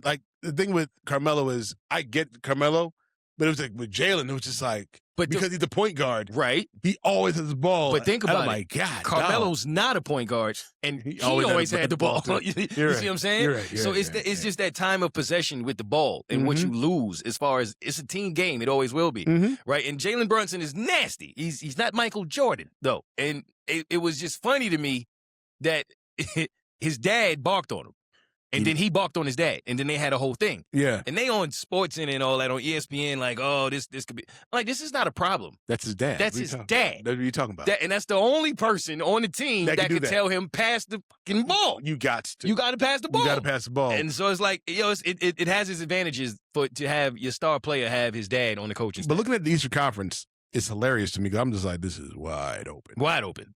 I'm like, Detroit, I didn't see Detroit going to 7 with Orlando. I didn't see that either. And if I'm a Knicks fan right now, and Knicks are my number 2 team, I'm feeling good. Yeah. Even though we had I'm feeling real good right now because I'm like, we have a chance. This is the best chance they got. And maybe my whole life. Like, honestly. Since the last time. It's like, but the thing is, a Knicks fan. Yeah. That mean if you're a Knicks fan and you're my age, that mean you have watched the Knicks drop the ball. Oh yeah, every single year. If they get to the finals, they're getting swept. That's just how it's. I don't know if they'll get. We'll get one. That's how it is. We'll get one or two. You know how they do. That's what I'm talking about. Yeah. I'm talking about the Knicks thing. It's we got to the finals. That's enough. 4-0. 4-0. Wemby or Shea or whatever, they coming. Nah, that's true. 4-0. The sad part is, as a Knicks fan, because you've never seen them get there in your lifetime, it's like, I'm not saying I want them to get there and not make it. Right. I just want them to get there. You just want to get. And I'll deal with how the chips fall. Yeah, give them an opportunity because it's just been bad since '99, man. It's been horrible, man. It's been god awful. So it's like even now. What do you thought to Stephen A. Smith? What do I think of him? Yeah, what are your thoughts on him right now? Being in the media, I kind of be feeling for him. I'm like, man, you kind of doing this to yourself right now, dog. I'm not a big Stephen A. fan. Mm-hmm. I've never have been. In fact, when well, no, that's a lie. I liked Stephen A. before First Take. When he was, did you remember on Fox Sports? Yeah, I do. That's when I got introduced to him. I'm like, oh, this brother cold. That's when I liked him. Yeah, that's when I liked him. But see, because of what I've been through, I got a different perspective on Stephen A. And understanding what he's actually going through. Thank you. You see what I'm saying? I don't think people understand that part. They don't. They never will. I'm sitting here like they're calling him all these. I'm like, look, if you listen to what he's saying and take the theatrics out, right, you can understand. You should be able to understand where he's coming from. Right. He again Jamaican background, and so some of the things that he was saying, Jamaicans are conservative. And they're about getting their bread, working hard, stay off the weed, all that. I mean, I know what Jamaica is known for, the weed and all that stuff, but most Jamaicans can't stand that shit. That's wild. You know what I'm saying? Yeah. Like my dad? Oh, weed? Really? Man, please. Yeah. They don't play that. You know what I'm saying? So you'd be surprised. You know what I'm saying? That there's like Jamaica, especially the older generation, are very conservative. So when I hear him talk, I hear like my father, you know what I'm saying? And how about money and things like that. So it's just like, it's a little different for me, but same thing with you working in a white space and understanding that. It's just like, I'll be looking at him like, nigga, you're doing this to yourself. Yeah. You're doing this to yourself. You're a little too loud with the disrespect. That's the when thing. It comes to us. That's the thing. Because he feels like he's trying to teach us something. Right. But it's just like, we don't. You got to keep the energy. That's all it is. I'm not mad if you bring it to our front door, but you got to keep the energy. He does not keep the energy. And that's my only beef with him. And it's like he taptoes around them, and it's tough because the Stephen A. that I got introduced to is long gone. And somebody said this the other day about being famous and becoming famous and how it was Steve Stout, I believe. He's talking about when you become famous and you kind of lose the journalism. You know what I'm saying? So like when he was a journalist, he was, people. Yeah. But then when they became famous, and he started doing things for fame, when you start doing, and it's not just for Stephen A., it's for anybody. When that fame hits you, and all of a sudden you're working in a different entity, right? You know what I'm saying? Yeah. You're working not for what you got into it for. You start working for what keeps you around. Exactly. You know what I'm saying? And that's what we're dealing with now in this era of things. Of social media and clout chasing and everyone's chasing the viral moment. That's all and, it is. And we're kind of losing ourselves in it. I completely agree. I don't even think it's a kind of. Completely. We're gone. But but that space that he's in is magnified. It's a piece of what I feel like I was dealing with, and I got called all the same names. You know what I mean? And it's like you said, I somewhat understood where people were coming from the first time I heard Stephen A. curse. It threw me off that much. Yeah. When he got on, I think Matt Barnes or one of them, and he was like, "Who the fuck are you talking to?" And I was like, "Who is that?" Because you base him to be this black guy that don't know black struggles and black life. Why? Because he's on a white show, and that's the same thing they did to me. Yeah. You know what I mean? So I understood it. Yeah. And I get that it's Disney, all that money, all them corporations, and all them endorsements. And he's so quick to say, my bosses, the guys upstairs. Yeah, he loves that. He loves that stuff. Yeah. Because I have a job. Right. With benefits that pays me. Thank you for paying me this money. Right. You know what I'm saying? People don't like that either. They don't. But for $12 million a year. Appreciate y'all. Thank you. Don't think them white men. Hey, $25 million. I think whoever for $12 million, $25 million. Yeah. Look, this Stephen A. living room. I mean, what we mean? Yeah, I thank you. Thank you. Appreciate you for the opportunity. Yeah. So, yeah, I just wanted your thoughts on that because like I said, we're dealing in the same kind of media For sure. and not at the same level or the height of what Stephen A. is, Right. but you can understand. Like, I feel like we should be able to understand all the BS that he got to. It's a lot of politics. He's dealing with a lot, and a lot of dancing. I'm hoping that he kind of understands eventually how he can play it a little differently. I think so. I mean, at that level, how could you not? I mean, you got your own show is successful. He doesn't need anything or anyone anymore. Like, you can now officially just do whatever. And he's playing like it. Yeah. He's playing like it. Yeah. But that could turn people off and you can lose. Like, again, we've seen Stephen A. go up, come back down to earth, you come back up again. Back up. So it's like a downfall is always a one false word. Always. So, yeah. That's real. Let me ask you this. What has been, in your experience, your favorite interview and your least favorite interview of that you've either been a part of, produced, watched, Right. anything? Jamie Foxx. My favorite. Favorite. Yeah. The reason why was because I wasn't supposed to produce that. It wasn't for the morning show. It was for the midday. Mm-hmm. Our midday host in Chicago was named Beyonce Fox. Mm-hmm. And Jamie Foxx came in. It was a Jamie Foxx in the Box takeover. Oh, all right. And because she couldn't run the board and kind of handle everything, she asked me to kind of run. And this was the first time I used cameras in the studio, if I remember correctly. Because they had cameras in the studio. This is back in 2006, but it was trash. And so I'm like, let me plug mine up. It was just one webcam. And it was just on Jamie. And he had a piano set up too. And it was dope. I was like, it sounded amazing. And he played the piano with him? We had a nice keyboard. Got you. For him. And so we set it up. And so he just got back in there and he just did the whole show with Beyonce Fox. But there was a moment, and it's on YouTube, and she talked about her crush on John Legend.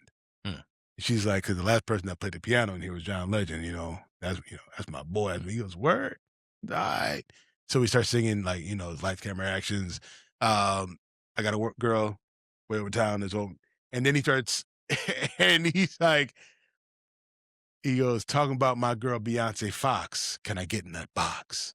And it was like, oh. It was like, oh. He said, you wanted to. Then he starts roasting John Legend for 30, 40 seconds. And I was like, this is insane. So that's my favorite. That was my favorite moment.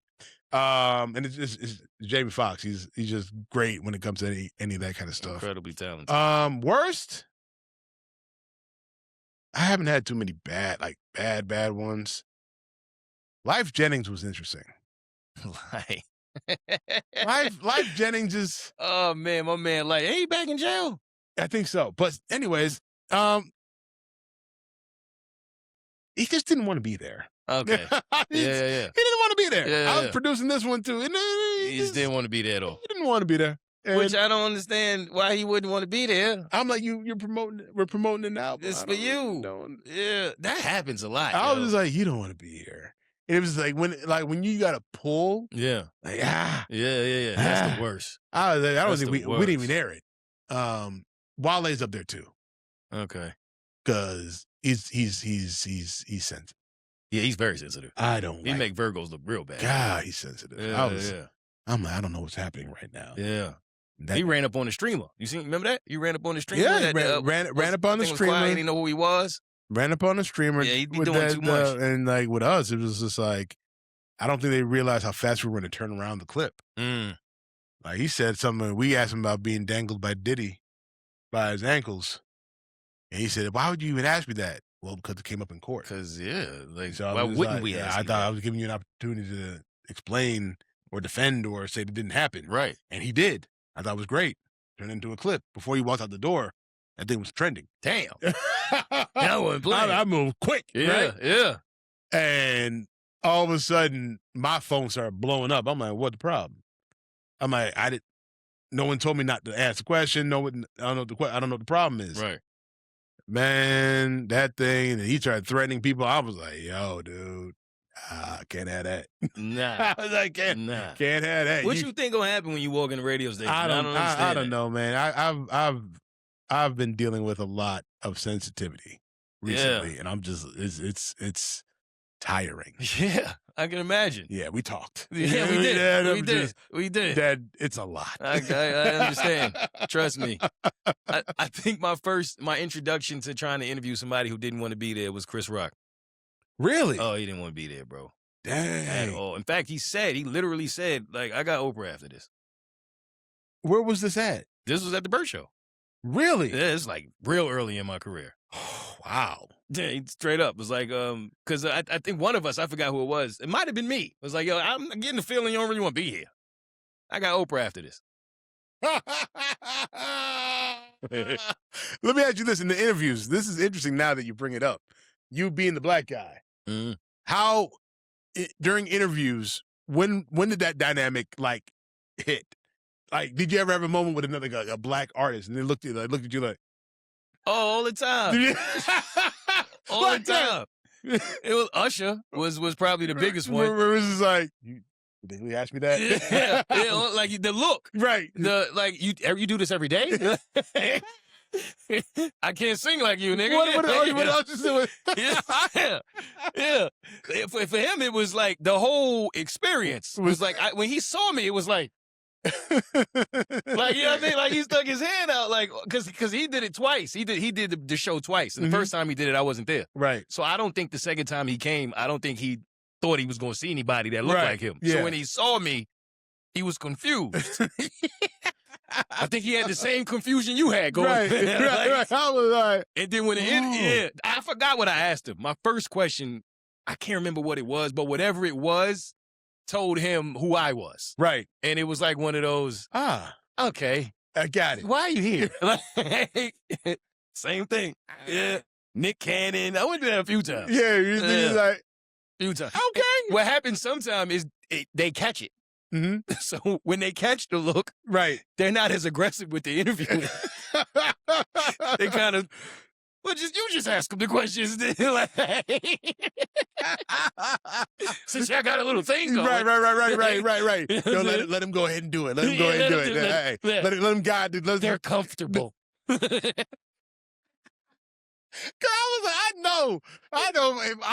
know they got me walking in like, yeah, okay. Yep. You get that look like, we good? Yeah. We like you have to say, they good? Like they with you? They with you? They good? Yeah, I look back like, and then that like one, but I also know that one question comes through and they look at you like, yo, fam, what we really doing? Yeah, what's happening, dude? I would look at him like this. They don't listen to me. You remember what Michael Jordan did when he was on fire? I don't know this. Okay, let me ask a question real quick. Let's get us out of this one. God, no. Either that or you seen the new LeBron meme?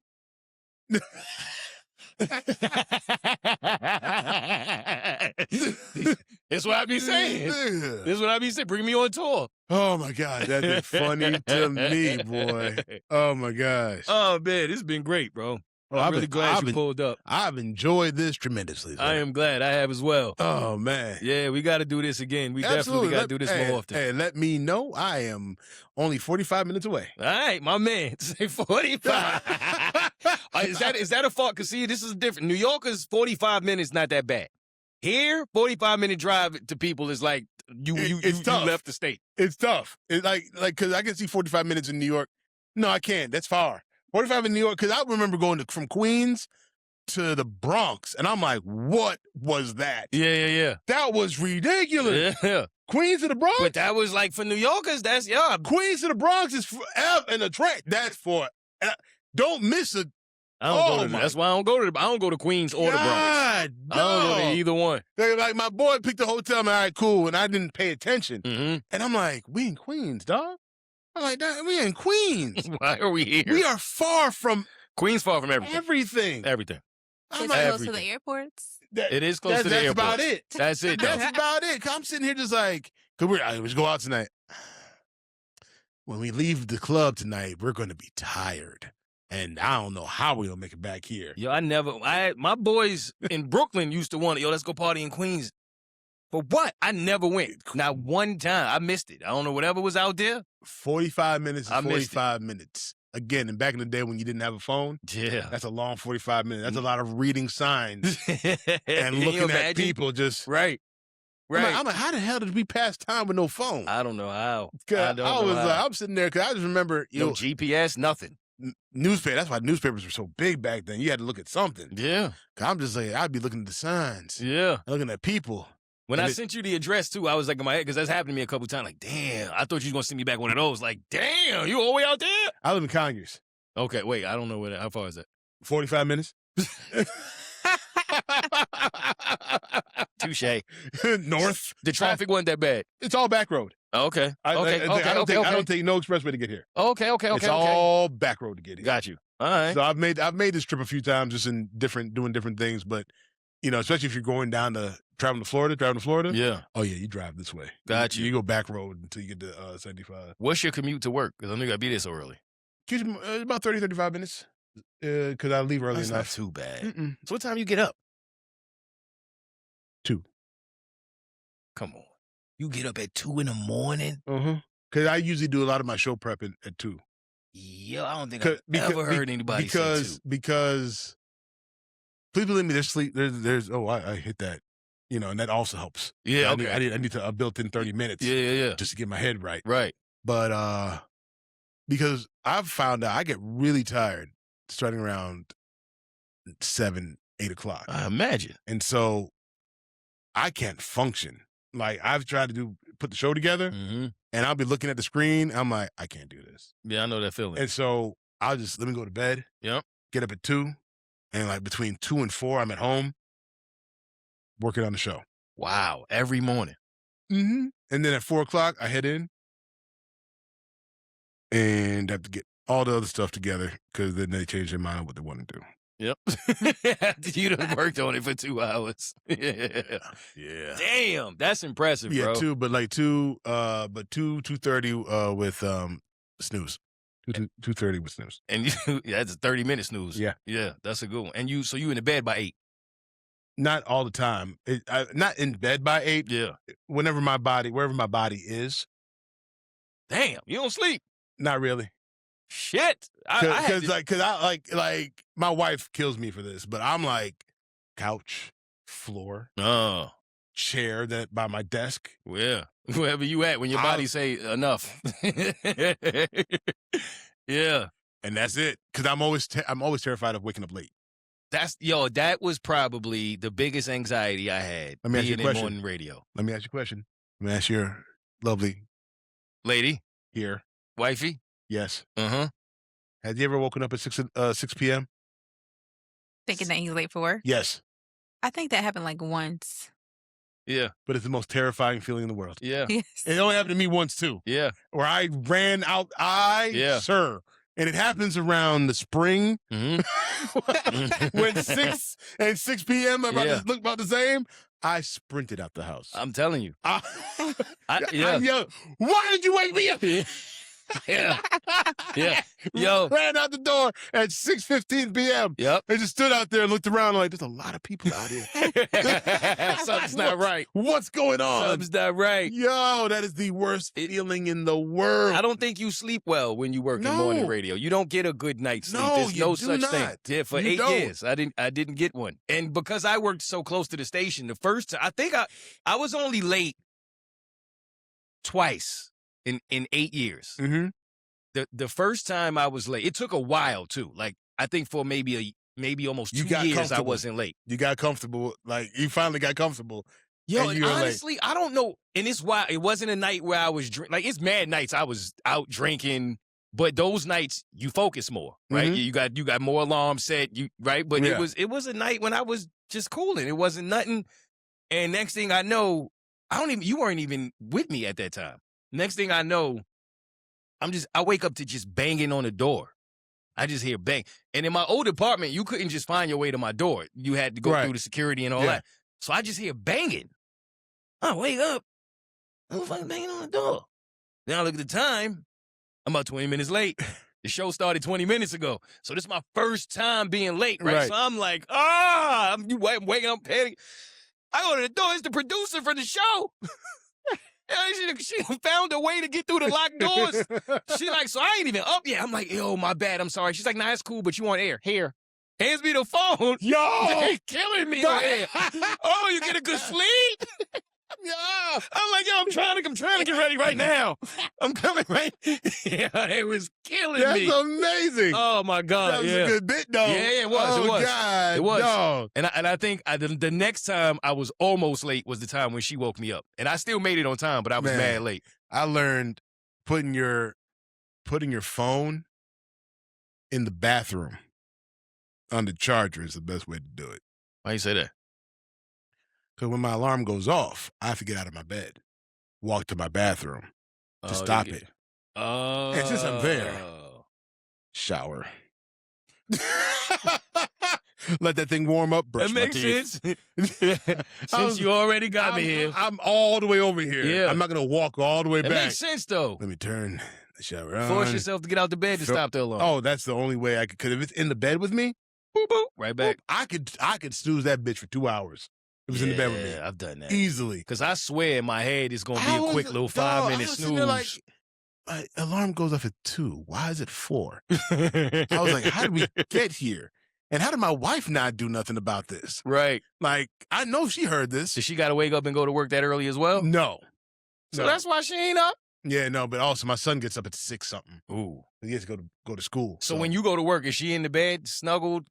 Yeah. Comfortable? Yeah. I used to hate that. Yeah. No, I mean, it's not really comfortable because she always wakes up. Okay, you but wake not, up. She would too. But not fully wake up, but just kind of just be in the bed. She would wake up, make my coffee and all that. I don't know how she did it. She every morning, yo. Turn off the light. Turn off the light. Yo, like, you get to slam the drawer light. Oh, my bad, baby. Lock Turn the off door the on your way out. Man. You're leaving without giving me a kiss? Nigga, are you asleep or not? What are we doing here? You might as well come with me at this point. She's gonna leave me here and not give me a kiss, bro. Right. I'm trying not to wake you up. God, no. What do you want from me? Yeah. Oh, man, that brings back memories. Yeah. That brings back memories. All right. Let's do it again soon, man. Absolutely, man. This was great. I appreciate you, brother. I do enjoy the time. And like I said, man, I'm excited for whatever you got going on in your future. I appreciate it. All right, man. Yes, sir. My man, thank you for joining us. That's Big Man. You heard it here first. And thank y'all for joining us. Another week of In the Moment. Next week, bitches. Ooh. Hey, perfect. I appreciate you. Hey, no problem, my friend. That was a lot of fun right there.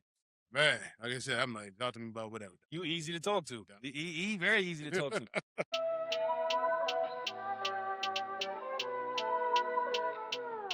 A little money might just get your head gas, keep it straight, but everybody got a tendency to lag.